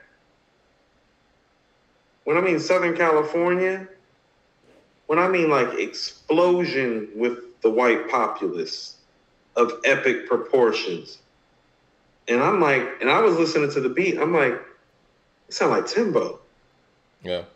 Like, that sound like Timbaland. And I'm starting to peep what's going on with Jive and the Clips and everything as well, because they're starting to put out little blogs and blurbs and and I'm like, and I'm finding out the stuff that you're finding out. Now, people have to understand, Future Sexy Love Sounds is like Timbaland. It's not just Justin Timberlake's moment. No, that's Timbaland's moment, too. Mm-hmm. That's when he ascended into the land of Nelly Furtado and pop ascension. And Nelly came first, but yeah, it was the Nelly Furtado album Loose was a build up to that. But Nelly kind of split the difference, yeah, because they did Promiscuous and all that stuff. But that's he didn't do Promiscuous is before Future Sexy Love Sounds. Mm-hmm. Yeah, because that kind of built up for it. But see, he didn't do everything on Loose. But he did everything. On the following one. Yeah. Right. Yeah, he did everything on Future Sex Love Sounds, though. Okay. And Mad Max with the super chat says, Usher is going to beat Chris, but Chris got a lot of crossover pop records. So it's close. I keep asking people to name them. Like I said, name them songs that you can sing word for word from Chris Brown like that. Just name them to me. Like, I'm not being funny, but name them. Because people talk about how great. Like, because here's the thing. You want to know what? It's very Beyonce, like, it's like when I be like, well, name the records, not the performance. I'm not talking about the performer. I'm not talking about if the person can sing. I'm not talking about if the person can dance. I'm like, but what about the songs? Because here's the thing about it. Usher can sing and dance and perform, and he's got the fucking songs. Where are the songs? Show me the songs that you can sing word for Chris Brown. Show me 10 of them right now. I just ran down about 7 or 8 of Usher songs off the top of my head. It was easy. I need to go prepare a list. Hold on, I didn't even bring a Bad Girl. I keep a pocket full of dimes, pimping ain't easy. Niggas know that shit. Somebody said Moving Mountains. T Nitty said, New Edition, 4 solo singers come out of their camp. I'm gonna tell you this, man. Nobody wants Not it in with vogue. New They're not fucking Edition in as a vogue. collective. Well, you got Johnny Gill's career. You got New Edition's career. You got Bell Biv DeVoe's career. You got Bobby Brown's career. Father. And then you got a couple of hits from my man Ralph Tresvant. I ain't trying to be disrespectful. I'm just saying. But, yes, but on the singing front, Mike, it's Ralph and Johnny. You understand that, right? And I would say this. Still 4 deep. I mean, for the New Edition catalog, it's definitely Ralph. You know what I'm saying? Like, Ralph is the strong guy on the New Edition catalog. And I think that that's why Can You Stand the Rain is my favorite New Edition record. I mean, Ralph is the real lead singer of New Edition. Can we just say that? He's when you the go sound. to the records, Ralph is the lead singer. Oh, definitely. Like, from beginning to end, Ralph's the lead singer. I think Johnny Gill's the best singer in the group, but yeah, I think Ralph is the lead singer of New Edition. And I love how on Can You Stand the Rain that Jimmy Jam and Terry Lewis were able to fit both Ralph and Johnny in so seamlessly.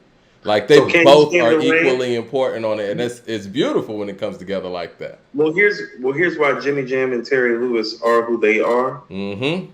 They found a track and picked a record that actually fit Ralph's falsetto and Johnny's baritone equally great the same. It's one of the best R&B songs ever. Yeah. Yeah. And Ricky Bell even had his moment on that record. It's incredible. You know, Ricky can sing. I don't want to discount Ricky, too. Ricky's a great third singer. Of course he can sing. I mean, listen, we wouldn't have Bell Biv DeVoe if it wasn't for Ricky. There's no Bell Biv DeVoe without Ricky, because the rest of them other two can't sing like that. Ronnie's more of a dancer and performer. Mike's more of an entrepreneur, hustler, rap. Like Mike's everything but a singer, actually. Right. He just happens to know how to harmonize real well. Right. Andre Shashir with the super chat says, Chris has the songs. Chris Brown. Hold on. You want to know what? You know Michael Bivins is really the first real Puff. Like Michael Biv is actually Puff first. He is. That's where Puff really get his steez from. Like Puff the rapper might be Mace, but Puff the businessman is Michael Bivins. I agree with you. Yeah. I remember when I first heard Motown Philly or whatever. Remember that video back then? Like, Michael Bivins had a whole crew. Shit, 702 was with Michael Bivins too, right? That was Subway, 702, Boys to Men, ABC, yeah, BBD, the East Coast Family. Never skipped a beat. Ohio K with the super chat says, let R. Kelly do a Verzuz from the pen. Y'all are wild. First track he needs to play, It Seems Like You're Ready, with a whole bunch of niggas in the background chanting with lighters up. Mad Max with the super chat says, Coop, don't do Prince, man. Ain't Michael Jackson, this Prince ain't Michael Jackson, period. Besides playing instruments, Prince done got more spin than Mike. Tired of old heads saying it. Nah, Prince was a great dancer. I can't front. And I'm a Michael Jackson guy. I got to give Prince his props when it comes to that. I want to make sure we get through all these super chats too. So you think Verzuz is over?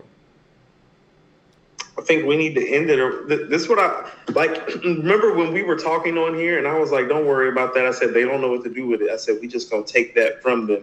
And then literally a week later, they popped up talking about something. Like literally a day or two after we did that show, they're like, "We still here. We doing it for the culture." It's like, yeah. You watch the show, but we know what you're really doing. You selling out.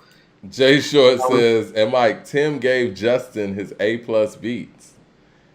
Eric Terrell says Swiss and Tim was desperate for a win, so they fall for the banana and the tailpipe.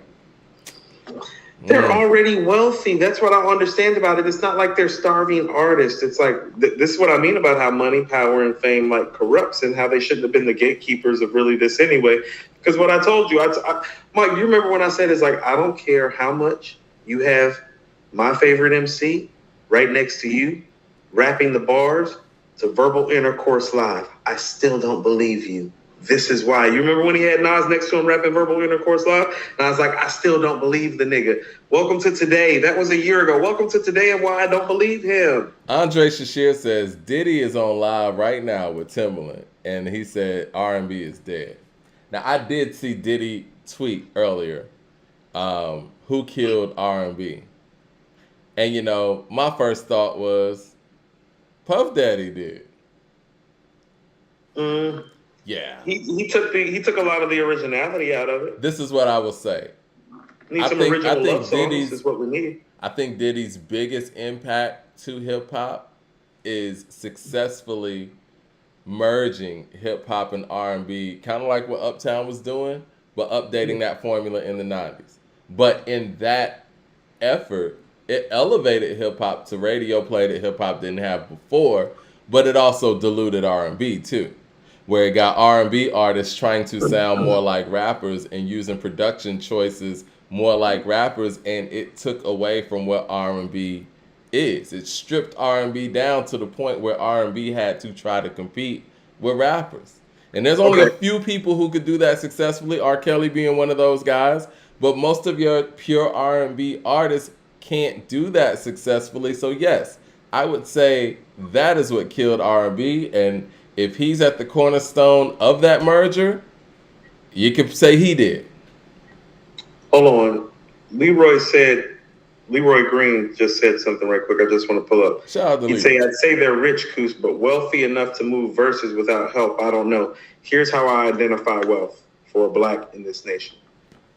If you're worth over more than $100 million, that officially goes from rich to wealthy, in my opinion. Both of them are worth over $100 million, if I'm not mistaken, and that's why I'm calling them wealthy and not rich. As in, they could literally afford to spend $10 million today, and it doesn't change their lifestyle. That's wealthy. I look at that like wealthy. Because think about what you can really do with $10 million. If you can spend $10 million in a day and it not change the way that you're living, you're probably wealthy, not rich. Rich people can't spend $10 million. This is what I would say, Coop. In a day. I think it's so funny how many, wealthy entertainers and musicians that we have in the sphere. And, I ain't counting anybody's pockets or anything like that. No, but none of them actually own music on a massive level. You know what I'm saying? So it's like you got famous and rich and famous and wealthy and all of that from music, but only like literally maybe we can count on our first or second hand how many of them actually own music. And we ain't even talking about their own music. Most of them don't even own their own music. Like I see artists out here with, the real flex is to actually own your music or own some music. You're in the music business, right? You know who owned their catalog, right? I don't, because Scarface. Well, that's great. I never knew that. Yeah, Scarface owns his catalog. Yeah, that's part of the reason why I be like, that's what I'm saying. How many of them top 10 dudes own their catalog? I know Face do. Well, you know what? I've heard Lupe say this before, and I think this is a great point. You don't need to go diamond when you own your catalog, Mike. You feel me? But this is the thing. Where are you going to use that, right? I think Lupe was like, you can own your masters. I think he was talking to somebody. I forgot who the person was, but it might have been Consequence or somebody like that. You can own your masters, but okay, what are you going to do with it? Because the whole system works with each other. So let's just say Universal owns the system. Let's just say no. I hear what you're saying, but hear the system. Let's just say you own all your masters, right? And Universal owns half of my masters. Universal's putting out this Marvel movie. They're gonna put my music in there because they have stake in it. Now, this person who owns 100% of their shit, they have the whole system sold up so much. We're not putting that in a commercial.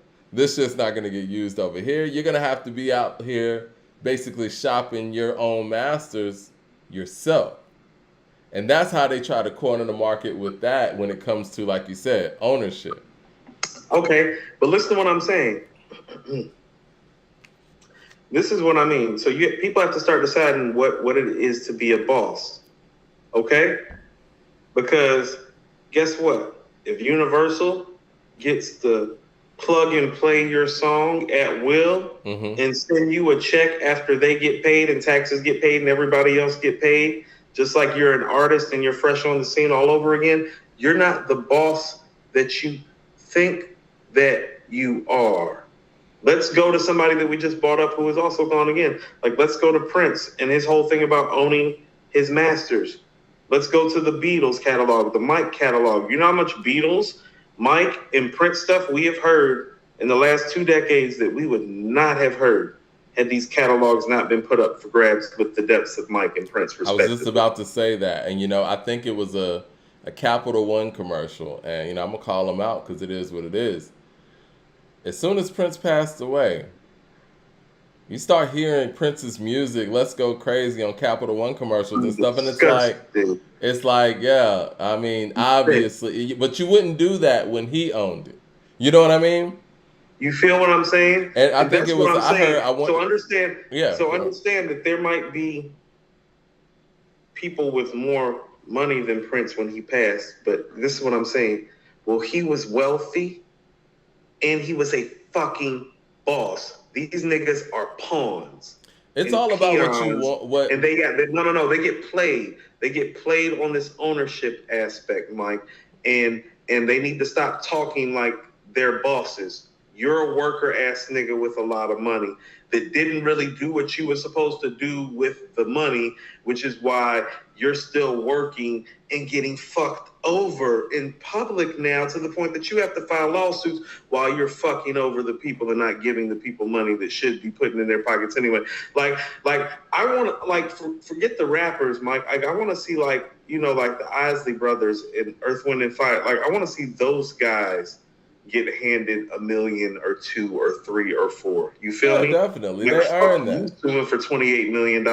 You're worth $100 million. What about Ronald Isley, who, because of how the game works and sample clearances and stuff, still has never made the money that he's supposed to fucking make off of people using his shit? Ronald Isley and the Isley Brothers have never made the money that they're supposed to make. You're right. Fuck you in your lawsuit. I agree with you. That's what I'm talking about these puppet ass niggas. They so weak. They soft as fuck. Michael Williams of the inside.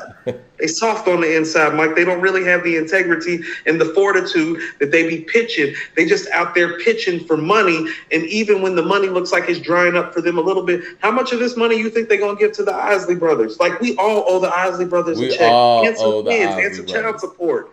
They've been doing this since '59. We've been taking their records, and I say we as in hip-hop. Community. They're the foundation. Black community. They may fight the power. That is what it is. We've literally been taking James Brown and the Isley Brother records our whole fucking lives. You're right. It's like we need to be taking care of them.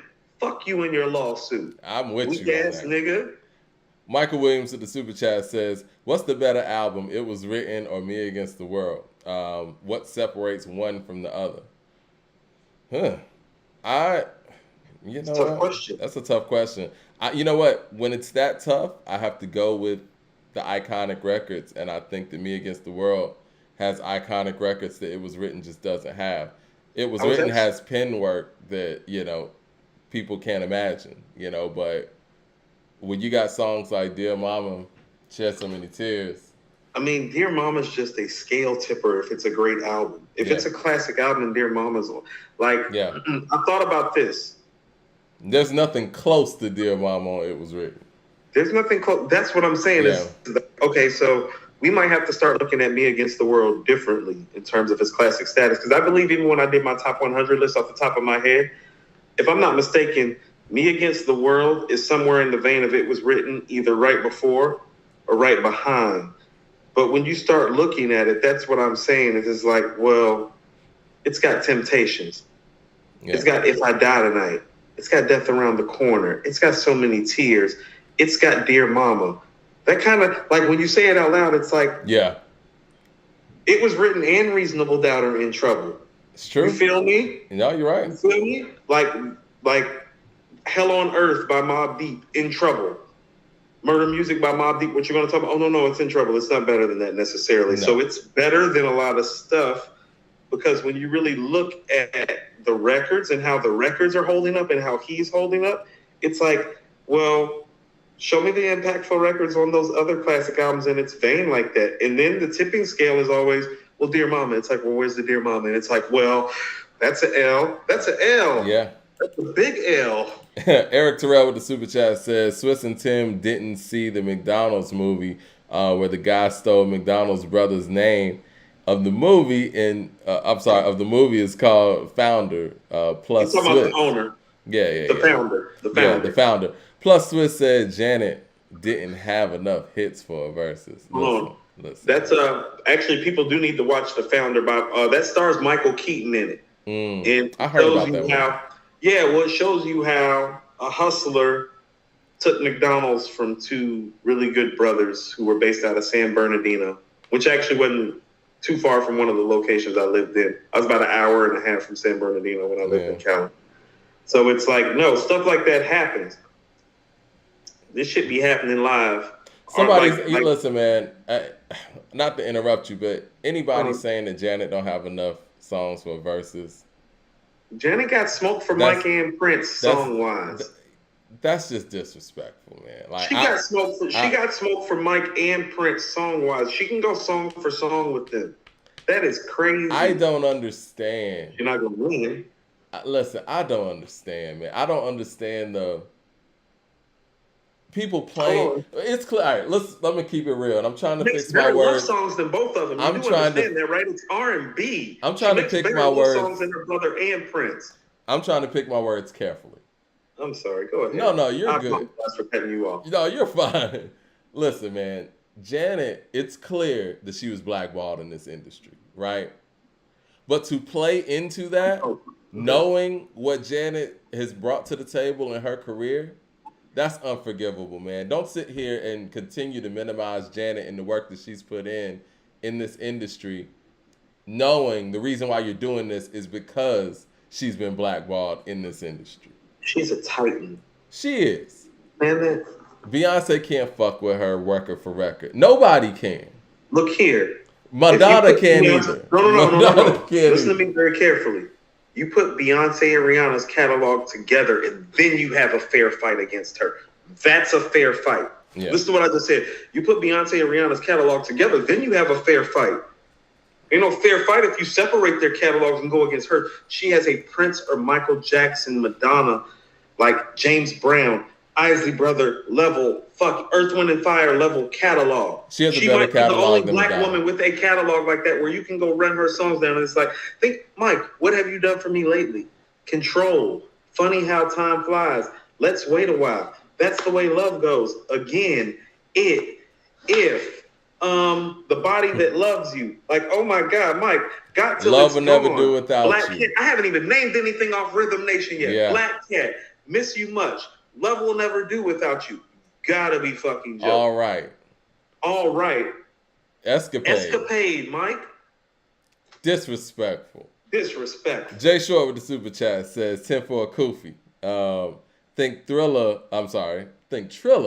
bought Verzuz to shut it down. We're seeing old school radio everywhere trying to rewrite the 90s rap and R&B history. I do think that they bought it so that they could change it. I think that they bought it so that we could end up seeing a Backstreet versus NSYNC versus. Do people understand what I say when I say systemic and institutional racism? I do hear on these 90s R&B and hip-hop radio stations how they're trying to rewrite history. They'll play the real Slim Shady on these radio stations, knowing that nobody was playing that shit in the 90s on rap stations. Come on.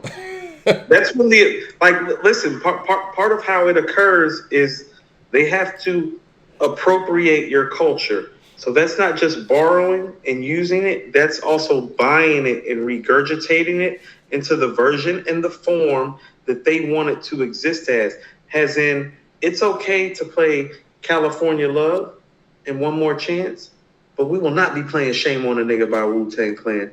And that is a damn shame. Shame on a Nigga has a video. That was a single. You feel what I'm saying? I never heard Brooklyn Zoo either. So Hi My Name is going to get played, but Shame on a Nigga doesn't get played. And shame on a nigga for letting shit like this happen. Retroactively, they're going to play the real Slim Shady over Brooklyn Zoo. That wasn't happening. That's what I'm saying. Yeah. They're going to play Stan instead of Bring the Pain. Think about that. No. Yeah. We as a people need to start thinking about these things that are really happening because, see, here's what happened. Hip-hop had a birthday. What is hip-hop, 49 now? We're 49? 49, yeah. Okay, so Mike, you and I are 40, so this is literally going on in our lifetime. This is what I mean is no, we have to control this narrative while we're watching it change in front of us because now we're adults. See, we were children in it when it was still becoming a burgeoning and money-making form and format, but now it has. Yep. And now we have to audit it with the same integrity of those who started it and upheld it and brought it to the point that it became this viable money-making entity. I think there's some people who do a pretty good job, and shout out to Rock the Bells. I think they do a good job, but overall, I don't really fuck with those old school hip hop stations. And you know why I don't? Either, because they don't play the songs that we like. Not even just that. They still got artists from those eras that are making new music, and they don't play any of their new music. They don't play the new stuff that Snoop's putting out. They don't play the new stuff Public Enemy puts out. You know what I'm saying? Because you remember back in the day when our parents had old school R&B stations, if Barry White came out with something new, they would play it. They played it. You know what I'm saying? So I don't fuck with these old school hip hop stations because a lot of these guys are still active and they don't play any of their new stuff. It sounds like y'all are just supporting the catalogs that these artists have no control over anymore. It's a cash grab. Here's my thing, and this is what I mean about how the culture's even getting audited. Mike, when you listen to an old school hip hop station that's not Rock the Bells, tell me how many times you hear KRS-One and Public Enemy. Right. I never hear South Bronx. I never hear Love's Gonna Get You. I never hear Jack of Spades, My Philosophy, The Bridge Is Over. It's almost like they're trying to, I don't know, eradicate the intelligent, articulate guys out of it. Why don't I hear Welcome to the fucking Terradome or Fight Power on these platforms or formats? But I hear, hi, my name is, Yeah. Really? You know what? Welcome to the Terradome might be my favorite hip hop song ever. Welcome to the Terradome is a tour de force of a rap song that deserves to be played on every old school rap hip hop station at least once a day. Like, how can you be an old school? This is what I'm saying. It's like, well, how can you be an old school hip hop rap station? It's like, well, I should hear Follow the Leader every day. I should hear Welcome to the Terradome every day. I should hear The Bridge Is Over every day. I should hear Mona Lisa every day. I should hear My Adidas every day. I should hear The Message every day. I should hear Basketball by Curtis Blow every day. There should be no repeats. You know what I mean? Like, there should be no repeats when it comes to old school hip hop radio. It's so much to choose from. The fact that we hear the same songs over and over is a problem. Half-Life with the super chat says, what about all the artists Swiss and Tim said have stopped? Well, I mean, are they suing too? I don't know.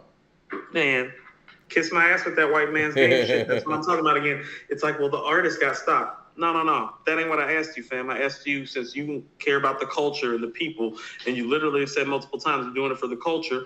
These people that help build the culture, how much money are you putting in their pocket? How much money did you give the Isley Brothers and their band? You said something with that Isley Brothers thing, man. You're right. These guys built the foundation of what hip-hop's built on, and they're still here. I know L.A. Reid... Mike, when Clyde Stubblefield died, every rapper should have paid for his funeral and sent some money to his family. Straight up. You know, I was Facebook friends with Clyde Stubblefield. You know, great guy, man. And you're right. His drum work created hip-hop. Straight up. Drum work is hip-hop.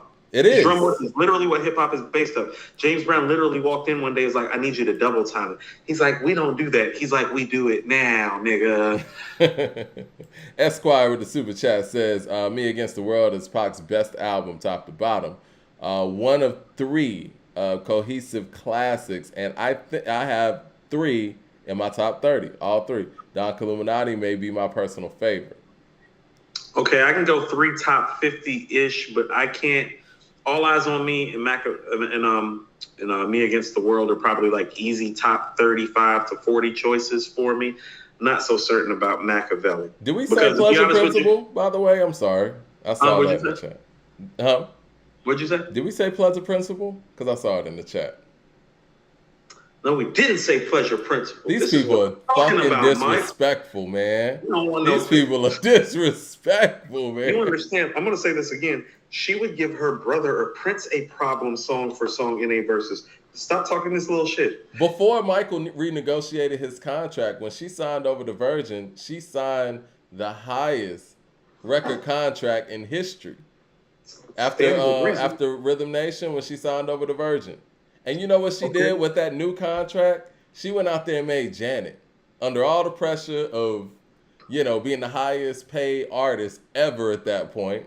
Like I said, before her brother went out there and signed his new deal. But, I mean, under pressure, man, Janet's cold, man. Well, I mean, and Mike, I don't care about this when it comes to rap at all. But if you want to talk about some star power, listen to what I'm about to say. In the history of music, Rhythm Nation is the first album to have 7 songs reach top 5 on the Billboard. Yeah. Michael Jackson never did it. Prince never did it. The Beatles, the Stones. No, Janet's Rhythm Nation is the first album, 7 top 5 songs. 7. I'm going to say that again. 7. And you know why I care about it when it comes to certain acts? Because it's quality. You know what I mean? Like if you bring 7 quality top 5 records that still stand the test of time, that's important. Now, if Love you because a lot of things Love Will Never Do Without You was the last single. Think about how dope that fucking album is. That's a top 3 Janet song to me.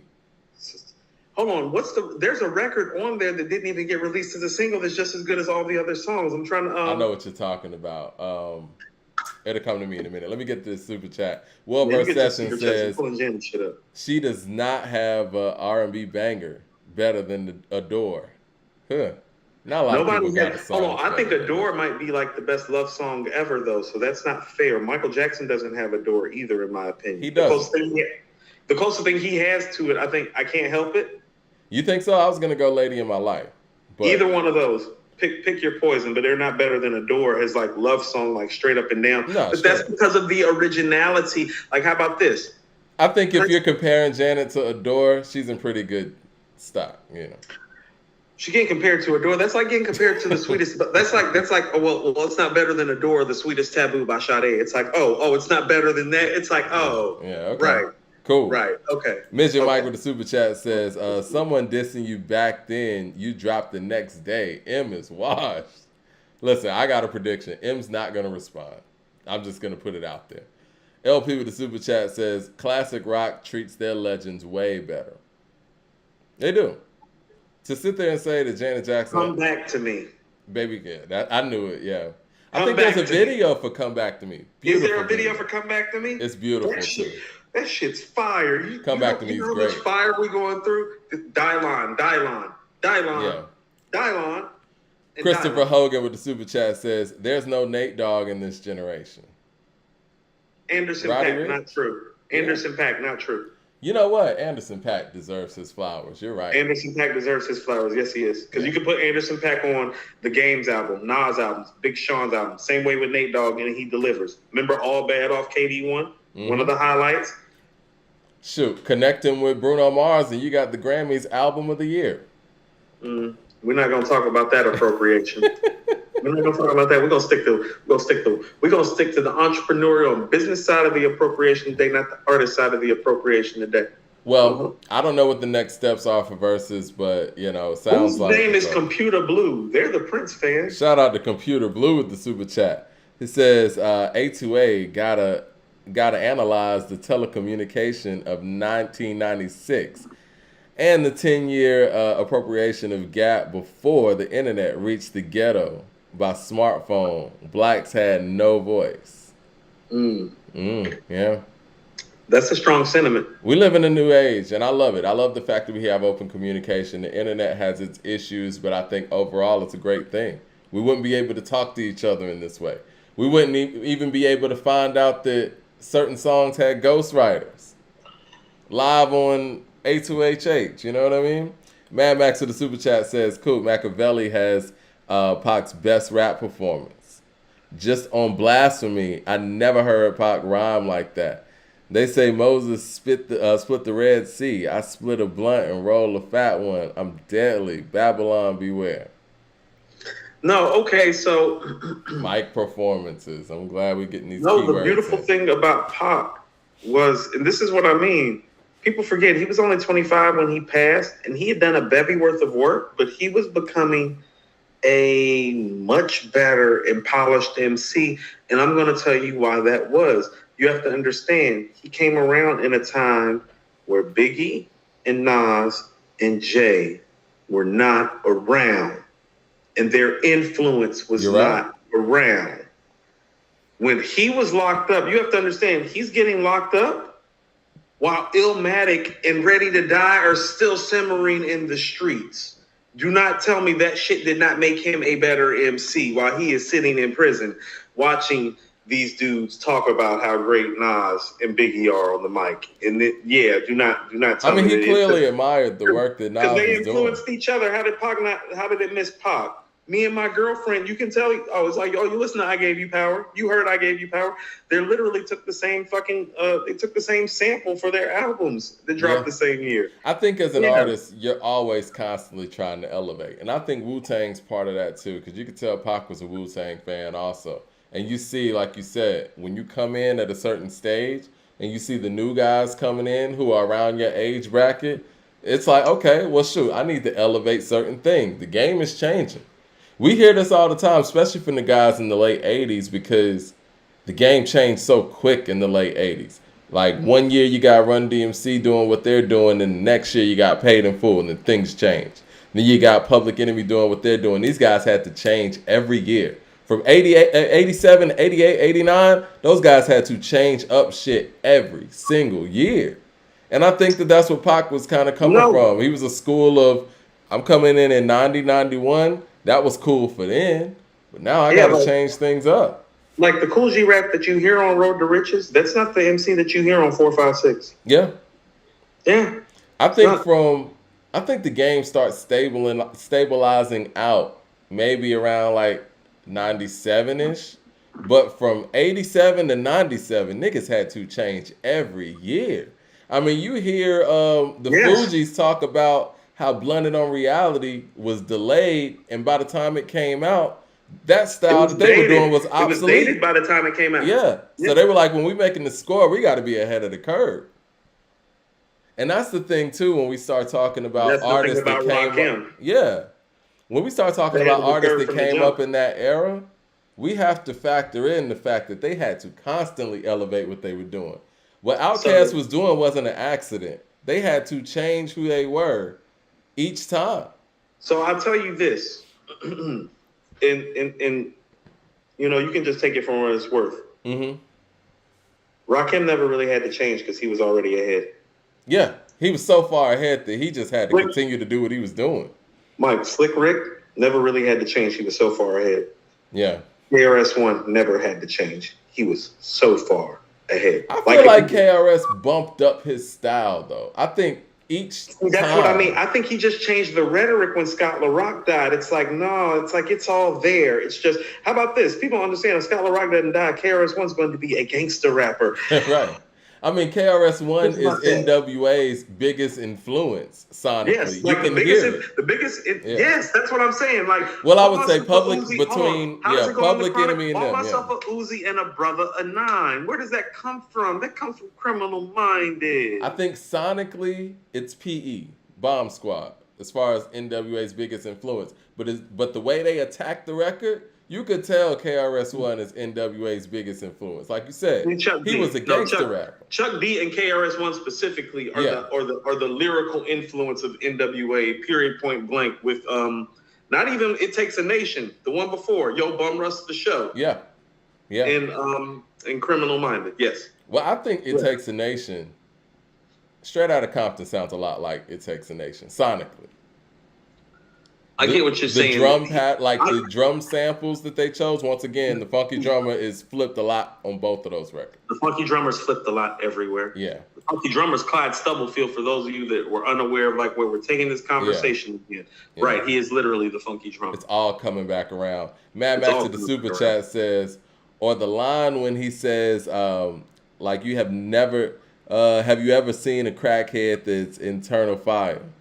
I heard that and said, this is some mythical level stuff. No, I mean it's him matching the metaphorical and philosophical level that he's hearing Nas disseminate at the time, and he's hearing Biggie make incomparable hit records to him. Like One More Chance has come out. You feel what I'm saying? It's just like, no, it's like, as much as I love Pac, it's like, well, that's better than How Do You Want It and I Get Around. And that's why. And I'm not one of those people, and you know that. I'm not one of those people to be like, man, hip-hop ain't like it used to be. It's a lot of great hip-hop coming out. It's a lot of great stuff. But I really hate that Black Star didn't put this album out where everybody's able to take it in, because I think this would have been an album that could have possibly upped the level of certain things. You know what I mean? And when you have an album out there that's not generating any waves because of the platform that you don't have it on, it affects things. We gave it. It was funny when we talked about the No Fear of Time album by Black Star. We were both like, it's so progressive and inventive and forward thinking, which is what hip hop has really been at the forefront at as well. That is part of why we gave it the 5. We gave it the 5 because we were forecasting for the first time, kind of like this. It's like we've been dug down on this for a while. And I think for you and me, Pray for Paris is so important for us. I was just about to say that. Yeah. Pray for Paris is so important for us because we were literally only doing this podcast for a month. But when you and I heard it, I was like, but Mike, I was like, it's beautiful. And the structure and the sequence and the way it's selected. It bumped up a level. I was talking about the subject matter. I was like, because he's really talking from the perspective of a convicted felon that is far removed from it, but still sees it every day from his neighborhood. You know? I'm like, this is fucking beautiful and inventive. And like, it's pushing something.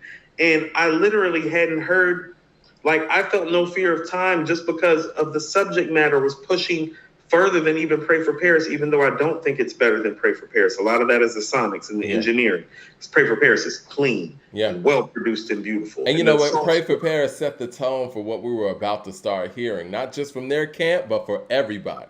Pray for Paris in a lot of ways are Illmatic.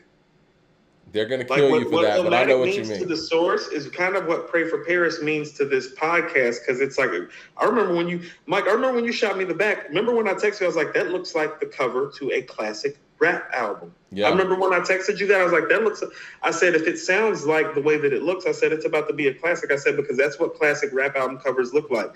And then I saw the way that the lettering looked on the back, and I was like, oh shit. And then I told you, I heard that intro. No Vacancy. At the time No Vacancy was going off, I was like, oh shit. When George Bondo was over, I said, rap album of the year. I said he's about to make the album of the year. And he did. George Bondo's crazy. George Bondo's crazy. I still think it's the best song. Matter of fact, I'll take George Bondo over Brutus and Hell on Earth. I'm not mad at you, man. I personally love Brutus. But you might be right, man. George Bondo might... I want to ask the people in the chat. George Bondo or Pete Rock, but I think the beat to George Bondo fits what they do best. Oh no, I agree. Better than Brutus does. Not to say that the beat's better, but for what they do, that's the beat. And here's the thing about it. Well, West Side is great on there. Conway is great on there. Yeah. And it's some of Benny's best stuff. And to transition, because we haven't talked about any of the singles, I want to talk about how Benny sounds on this new Armani single, because the Liz 2 is coming. Let's talk about it. Let me get to these super chats and we'll jump on that. T Nitty says Pac started rapping like that with the Jersey Cats. Again, everybody's influenced by everybody. Or Cocoa Brothers, however they. Yeah, no one is above influence. You know what I mean? I think we put certain people on a certain level, like they can't be influenced by other artists. But yeah, everybody gets influenced. LP with the super chat says Pac respected Nas and looked at Big like a biter. I mean, the shit with Big is personal because he personally shared things with Big that he did not share with Nas about how to approach the music business and music and song making. So he looked at Nas like a more original copy. He looked at Biggie as somebody, it's like, well, I schooled him. I taught him. I told him. He doesn't look at Nas that way. He looks at Nas more adversarial. He looks at Nas kind of the way that, like, he looks at Nas the way Kobe used to look at LeBron, kind of. I think the thing with him and Big, too, is the fact that he just... Kobe was a little older, had been around a little more, and he was Kobe, but LeBron was like the guy. And Kobe was like, no, I don't know if he's that dude, though. Let's see if he's a killer like me. Like, you know what I'm saying? So, like, he kind of looks at him that way. He doesn't look at Biggie that way. I think the thing with Big is, like, he wanted that he didn't feel like the respect was there mutually. Like I It did all these wasn't. things and coached you in these ways, and you're not reciprocating that. No, the respect wasn't there. He looked at what Big was doing. Is like, no, what you're doing is what I told you to do. That nigga Nas is original. Yeah. Jay So the Short, respect was different. Yes. Jay Short with the super chat says, when was the last AAA major label classic? When's the last what? AAA major label classic. Well, what was the last major label classic you would say? Because a lot of the records that we talk about, they're more. These guys are on majors or somewhat distributed by them, but you know what I mean. That gets highly No, I see what you're publicized. saying. It might be more I of a mean, Damn thing, but I don't know if Damn's classic. I don't I know. was actually about to say, I think we're gonna have to go to Pepper Butterfly. Might be. And you know how I feel about Pepper. I'm not going to disrespect Pepper Butterfly is a classic. I think you're going to have to go to Pepper Butterfly to get to what you're talking about. Yeah. Because I mean, what is Daytona? What is Astro World? What is Alfredo? What is Pray for Paris? What is KD2? What is Magic? Those are the classics. I Those think are the Astro classics. World is a major label. There we go. Astro World would be it then. Astro World's the last major release classic. I think you and I talked about that too. Victory Lap by Nipsey Hussle and Astro World by Trav. Yeah. Those are the last two industry classics, like major label classics. Because even though isn't that shit Nip shit anyway though? Is that major? Yeah, label yeah. No, that was technically Nip's first major label release. Major label debut. Yeah. Right. So Victory Lap and Astro World. Yeah. I don't think Daytona, I mean, even though he's a major artist, I don't think it checked the major label marks. But, whatever. Astro World and Victory Lap. Andre Shashir says, y'all like Cormega's new single? I haven't heard We haven't got to that yet. Damn, Cormega got a single too? Okay, what do y'all think about Cormega's single? Mike, yeah. Well, let me ask you what you think about the Liz's new single, Amani Caesar. I'm gonna let you go first on that. Hold on. First of all, it's like I gotta pick my daughter up from work in a little bit, so I need to be ghost about 8:10. So we got yeah. We'll get through it. Yeah, we got about 30 minutes. No. I know we got time to dig through it because it's just we on the single tip now. Yeah. I want to know what we had some great conversation today, though. I it wasn't a whole lot going on, so I wasn't sure where things were gonna go. It went pretty great. No, it always goes where. I mean. We got the best following because they are truly like engaging in heads and want to talk and want to disseminate and challenge us. And sometimes randomly people pull up in the chat now and ruin my childhood and tell me stuff, but it's okay. Yeah. Live on air, they ruin my childhood. Y'all literally create the show. You know what I'm saying? And we're just like OG today, like he made the show. He just took a piece of my teenage years and just like snatched it. And like Mike, hold on, before we go any further. I was kind of scared to ask the question too, because I kind of asked the question to set I can't help myself. Fuck all that. Mike, how can LL be top 10 with the Sauce, Royce, and 50 ghostwriting credits? I'm just asking valid questions. I have to. I have no words. I love him to death. I love him to death. I do. I love him to death. He's amazing. He is our first. He wasn't a superstar because Snoop is our first superstar. I agree. I disagree with you, but I feel you. No, he wasn't a superstar level that Snoop was because he never sold 5 million albums out the gate like Snoop did. But he was our first star, and what he did enabled Snoop to become that superstar more than anybody else. When I look at superstars in rap, that's the guy that enabled everybody to become a superstar. And I know he has plenty of original written material. Yes. But ghostwriting is still ghostwriting. Listen, I want to play devil's advocate here, and I'm not trying to move the goalpost for one of our legends. But the gentleman said he was working in Def Jam, and it was all hands on deck when it came to this cannabis thing. And so we all know what LL Cool J means to the culture. It means to Def Jam specifically. At the same time, he's out here doing his sitcom. At the same time, he's probably making Any Given Sunday or whatever other movie, Deepest Dark, whatever it was, Into Deep, whatever.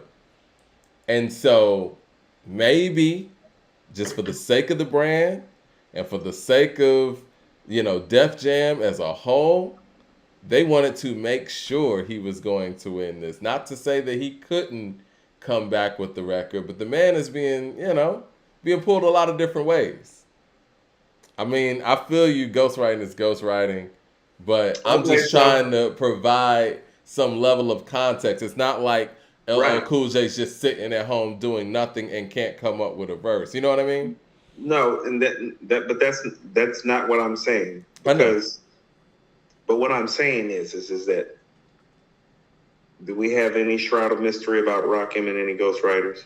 No, and I don't think that there's any debate when it comes to Rakim and LL. Nas, No. Jay, No. Scarface, No. Ghostface, Ice Cube.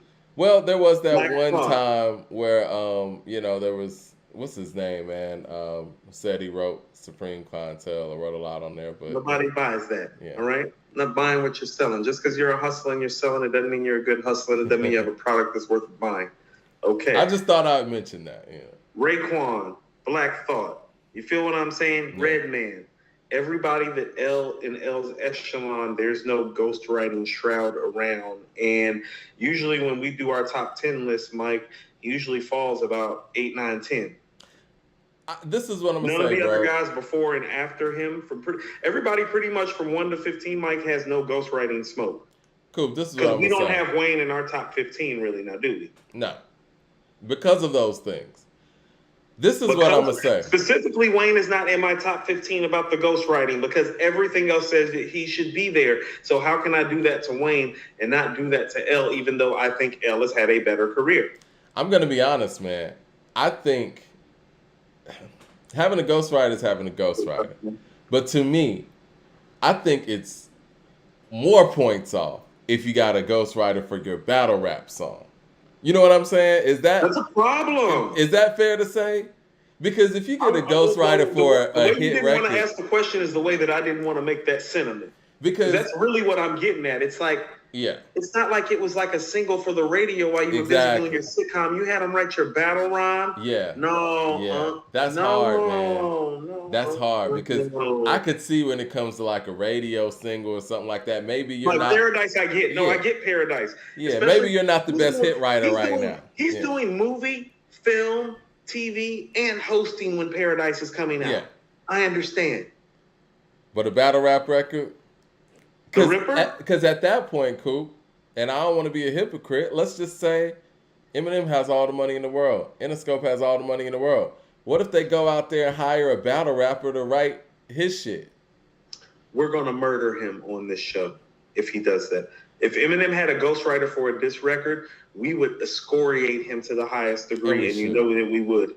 And we should. And we should. So we have to be fair. Nas the Goat says, damn, I sent y'all a mega single on Twitter. Shaking my head. You sure did. We're going to get to it. Friday's usually our new music day. You know what I'm saying? Like, right. We usually just chop it up on Wednesday. No, all jokes aside, like with everybody, the Patreon show on Monday has kind of like changed our loop and our flow. And like we have to catch our rhythm. Because like me and Mike pulled up today, like, oh shit, like we still got more music to get to because like we played like so give us some space. Let's get to the Armani record and get to these records that we actually have heard before we got out of here because we actually got 4 songs to go through. Okay, let me go to the super chats and then we'll get on that. Andre Shashir says, I like it. It's called Essential, produced by Havoc. So Havoc produced it. Oh, it's Havoc for Megan. We about to talk about Megan and Havoc when we go through this Mobb Deep rundown before we go anyway. Okay, 007 says, y'all know I rep Queens to the fullest. LL is no longer in the top 10. It's all I got to say. Damn. Man with the super chat says, Coop, you wrong. LL was a superstar before the 90s as a teen. Yeah, I'm with that, man. Not superstar. I feel what you're saying. As in like outselling the R&B artists. You know, Snoop's the first rapper to like outsell the R&B motherfuckers. Like it's like the R&B artist wanted to sell Snoop records. No R&B artist in the 80s wanted to sell LL records. He was a star, not a superstar. I Need Love is his biggest charting hit, and that's 89. He wasn't that. He was a star. He's rap's first star. Snoop is rap's first superstar. Well, what about the Fresh Prince? Superstar, as in rap's first. has a rapper being a superstar. The Fresh Prince was not a superstar rapper. He was a star. He did not become a superstar until he became an actor and a movie star. Well, he won the first Grammy. I mean, winning a Grammy doesn't mean that you're a rap superstar, though. Okay, I just wanted to put it out there. Jay Short says, honest question, how is LL top 5 with no top 25 albums and only a handful of classic verses? Top 20 maybe. Where's his bar work? And I've always heard that, and that is a fair assessment. Like if somebody asks you, what are your top 5 LL verses? Like, no, this is why the what is ghostwriting LL's hurts. best verse? No, this is why the ghostwriting hurts, because his strength as an artist is actually his song writing. Exactly. Yeah. Yeah. So what you think about the Armani Caesar record? I know you wanted me to go first. I like it. And you know how I feel about Armani. It sounds like they're doubling down on the Griselda sound again, and I love it. She could have shot at a different basket this go around. People know who she is now. Like, there are people they're literally like chicks, even like my sisters, like that didn't know who she was 2 years ago, and they know who she is now. Her fame and her clout is a little different. She could have shot at a different basket, as in like she could have shot at the Megan and Lotto basket, and she didn't. She understands her lane, and like you said, she's doubling down on it. Well, here's the thing. She is creating. Go ahead. I'm sorry. Go ahead. I was just gonna say, I love the Liz, the first album. Me too. And I told you, like, I feel like she has something. Let's just say this: she's not the most skilled MC on some technical shit, but she has the vibe. She gets it. And she gets on a hardcore record and does things that, again, are reminiscent of what Foxy used to do on hardcore records for me. And I remember the first time I heard her on Fly God 2, I hit you. I was like, yo, man, this is different. I'm like, who is she? You made a Lil' Kim reference. It's like, I haven't heard anybody feature like this, like star power-wise, since Lil' Kim coming out of New York, as far as like a female New York MC. And so this is why I love this record. Mm-hmm. I think she is carving a nice niche. And this is what her niche is going to be. Well, is she the lyricist that Che and Love are? No. Is she the made-for-radio, song-ready vixen that Megan and Lotto are? No. But she can do both. As in, she can get on the record with Megan and Lotto and transition seamlessly, and she can get on the record with Che and Love and transition seamlessly. And here's what's beautiful about it. She's the bridge. She understands that she's the bridge, and that's what I mean. She's doubling down on that, and she should, because guess what? Remember when I said I heard somebody that I thought was about to have a good career? When she dropped this song, I was like, and this is why. Because she's not placating to either side. She understands that she's dope enough, sexy enough, talented enough, skilled enough that she can play both sides. And so she is. And so she's like, no, I'm bad enough and I'm fine enough that I can put Benny and Stove on the record with me, and I'm still going to shine like a star, and my bar work is still there that I belong. How many females can we say that about in this game right now? She's taken up, I mean, and there's a lot of, I think very there's a Rod lot. Digger-like, actually, Mike, in a lot of ways. What's that? Rod Digger-like? Like, in the sense that it's like, well, she can go back and forth with Lauren, but she can go turn up the party with Busta. You're right. I never thought about it like that. Yeah. You know, I think that right now we have more women MCs that are getting attention in hip hop than I think I ever remember, really. And with that being said, she's taken up a space that I don't think any of them are. Yeah. She's she's in a great medium of her own. She's in a great medium. That's what I'm saying. It's just like, no, I trust her on a record with Remy, Rhapsody, Che, Love. But I trust her with Lotto and Megan and Sims. Like, I trust her anywhere. And I know people were killing me on that premiere show that we did when we were talking about Remy Rap. And again, the bar work is there, the beat's there. I mean, the beat could have been better, whatever. But it's something that she adds to a track that's a flavor that, to me, that record specifically, and not to call it out, just doesn't have. It's like that record's to me, it's a little bland. But if she's on there, she adds a level of flavor to a track or something, man. I don't know if kind of like how we talk about with 2 Chainz, like he could just style you out of a track. Yes. It's crazy. What's that song on Hitler Wears Hermes where she like Yeah. outside Forest Lawn? Yeah. And he's on Yeah. there too. Yeah. Yeah. Like she's styling on Chains and West Side. I'm like, damn, I was like, isn't style both of y'all's thing? Yep. Style's both of y'all's thing. She's styling on y'all. I'm looking forward to the list too. I'm looking forward to the list too. Now I want to say this real quick about Benny. Benny looks up to Conway. And he's starting to diversify his flow the way Conway did. What I heard on here, like he's made records where I've seen him try to switch up his flow, and it's been good. It's been like solid. This was dope as fuck. Like his verse on here was dope in terms of delivery, the cadence, and switching it up and providing the listener with something different. And so I was impressed by him. And here is my last thought, because I heard it when he did it. You know when Stove is making the "Everybody Loves Raymond" comment? Do you see how he stuttered the flow and spaced it out between a bar without using a lot of words? Mm-hmm. That's what Jay did the entire verse of Renegade that I'm talking about that's so special. Think about how dope Stove is, that Stove is doing it for a bar and you hear it and you're like, ah. Jay did that for a whole verse on Renegade. That's what I'm talking about, the entendre and the way that he layered the verse and made his bars and his alliteration sync up. It's hard. We take Jay's greatness for granted, and he makes it seem for granted. Easy. That's what I'm saying. So understand what Stove did for one bar, Jay did literally for a whole verse on a song with Eminem, and people like, he got bodied. It's like, well, he didn't get bodied. Everybody just wasn't listening. Yeah.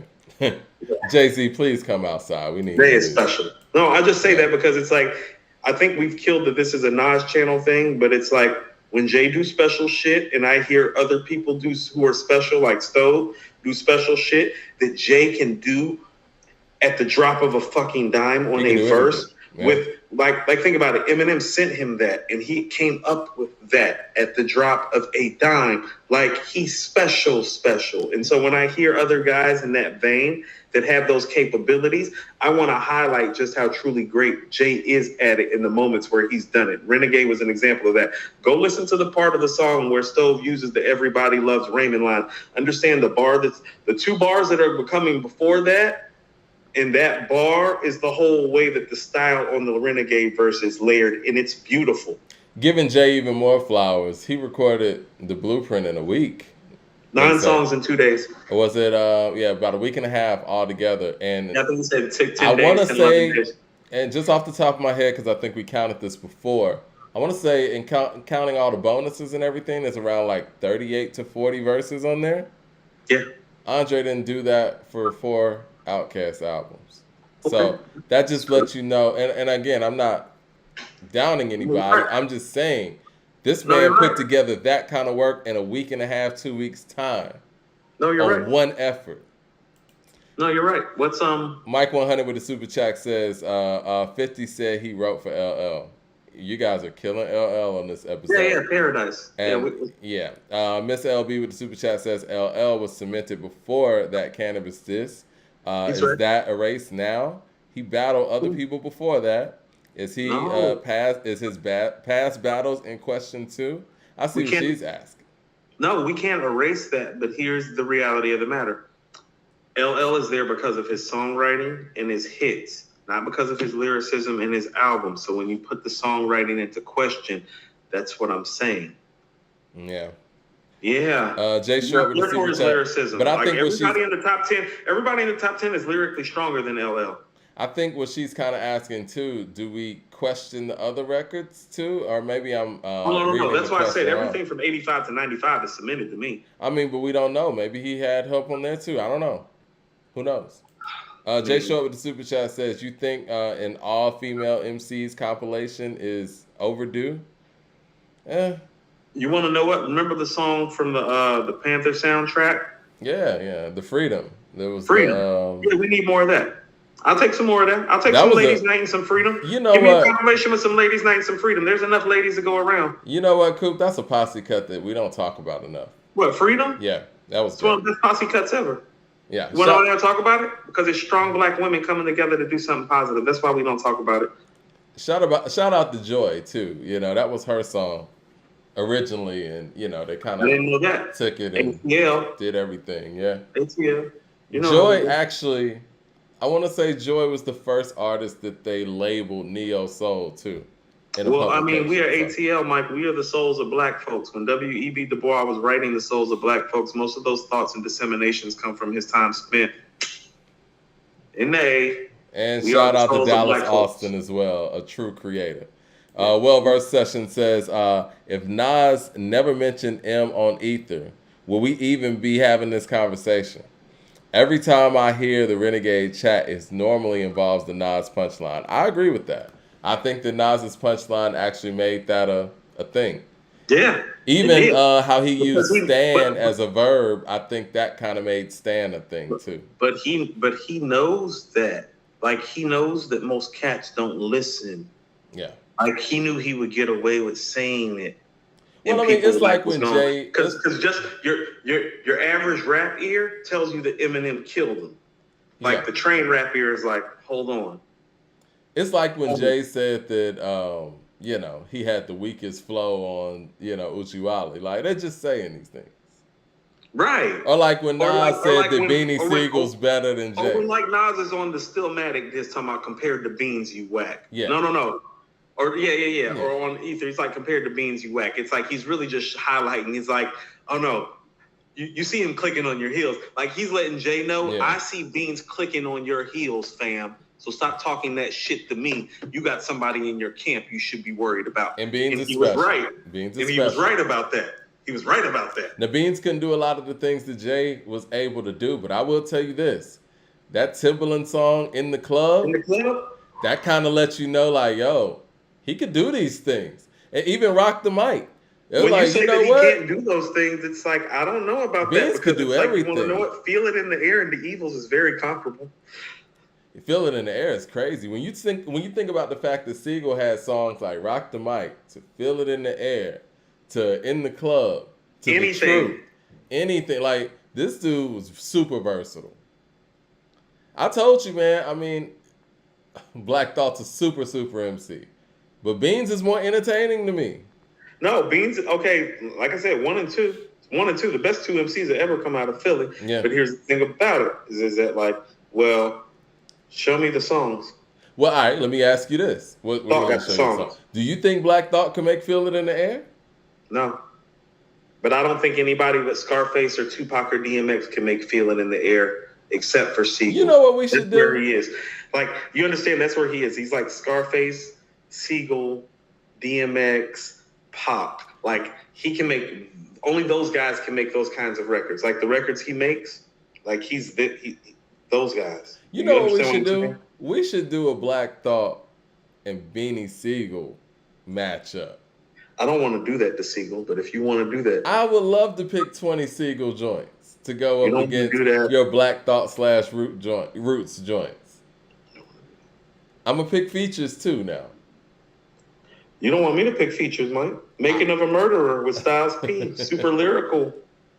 You don't want me to do that? Let me think about that. That might be up next.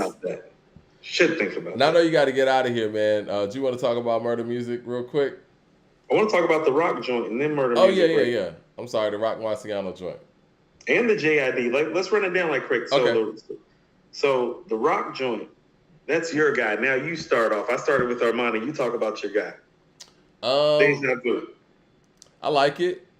It's not Emeralds or anything like that, but I'm looking forward to seeing what they're going to put together as a collective. It's really tough for me now hearing these type of artists' songs individually before the effort comes out, you know? Like, some of these songs sound like they would probably fit in the mesh of a whole album, and they're putting them out there as singles, per se, but they're not really singles, you know what I mean? But it's a dope record. That's what I thought. So I actually love this, and I'm going to tell you why I loved it. Mm-hmm. This is not a single. Mm-mm. This is a snippet. This is just to give you an idea of what the crack in the room smells like. It's like, this isn't the product. I just want you to, you smell that in the room? And that's I think they needed to do that. This is, and how about this? This is kind of what we wanted Black Thought to do with cheat codes that we talked about on the Patreon shows. Is like, but don't give me too much. Just give me enough so I can smell it in the air and feel that you're coming. Don't give me aquamarine and gold teeth. Hold one of those. Yeah. Don't give me because and strangers. Hold one of those. You feel me? And so when I heard this record, I'm like, oh, this is dope. They got the Rakim quote at the end. You know what I'm saying? Mm-hmm. Listen to what I'm saying about how I like it and how it's framed. Where is Rock from? Long Island. Where's Rakim from? Long Island.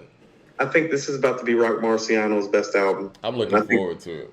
And I think, based on how we feel about cheat codes and the other stuff that we've hearing this year, you pick cheat codes for album of the year. I don't think it's going to win album of the year. I don't think it is either. I picked KD3. But you and I spoke about the three outliers, and we said the outliers are this Rock and Alchemist project. Gibbs, Cole, Rock is coming. I'm excited. Mm-hmm. This sounds dope. Production-wise, I was starting to think that Alchemist might be the Biggie Smalls of the producers. As in, he's really just good at everything. Like, think about what his run just lately has been back. Like, lately. It's like, well, you done had a whole album with Gibbs, with Rock. You've contributed to this Griselda thing. You've got tracks with Nas. You've got tracks with Wayne. You've got tracks with Prodigy, rest in peace. You got tracks with Kiss and Styles. You got fucking tracks with everybody. Like who really has, you want to know what he's building?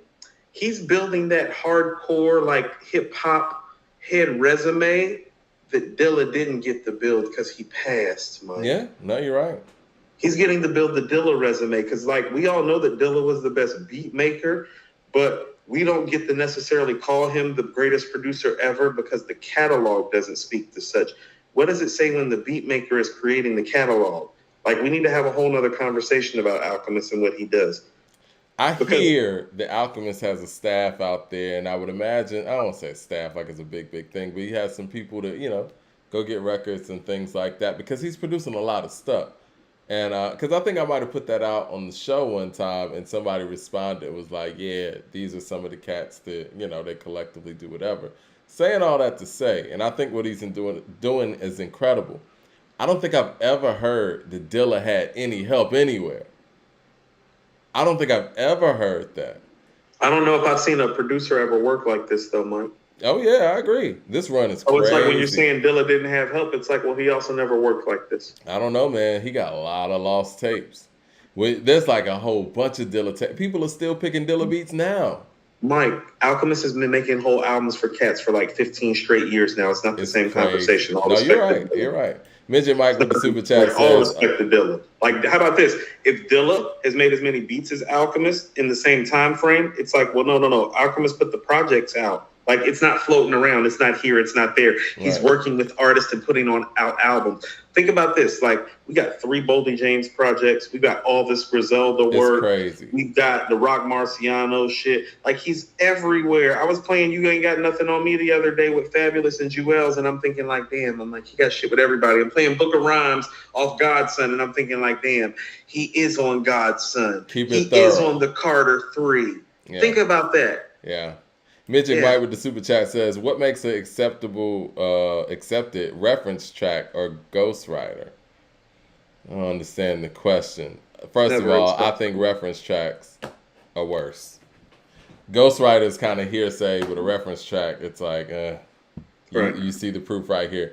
I know we got to get out of here. It's like 8:15. So we can finish up some of this on Friday. But yeah, great show. Apparently we need to talk about the Cormega song right quick. So can I just end with like some murder music talk right quick? Go ahead.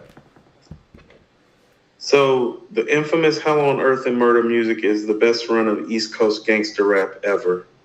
It's 3 straight classics. That right there, when I tell you it's like, oh, well, we think Outkast is better, and some of that may be biased, this is where it lies at, because it's like, well, I think the Infamous is better than Southern Playalistic. Hell on Earth and AT-Aliens could be a wash.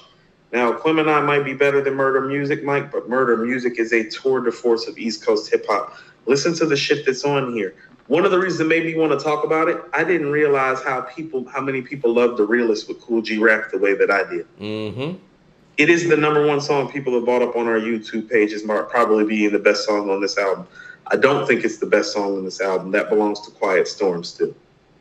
But Mike, Streets Raised Me. What's Your Poison with Cormega, who snapped on there? How You Want It. Bent Skied a Straight Blunted. As in, you drinking, you snorting, you smoking. Right. Going Out with Little C's. Where You From with 8 Ball. Quiet Storm remix. Think about this. How many times in the 90s is Nas a feature on an album and it's not a top 5 song on the album? Because that's what It's Mine is on Murder Music.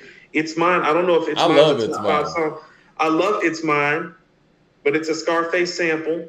It's a dope Nas verse. They're taking the Boy Is Mine hook. I mean, is it better than Quiet Storm or The Realist? No. Is it better than What's Your Poison, The Streets Raised Me? No. So it's already at number 4. I would tell you that Spread Love, Not War.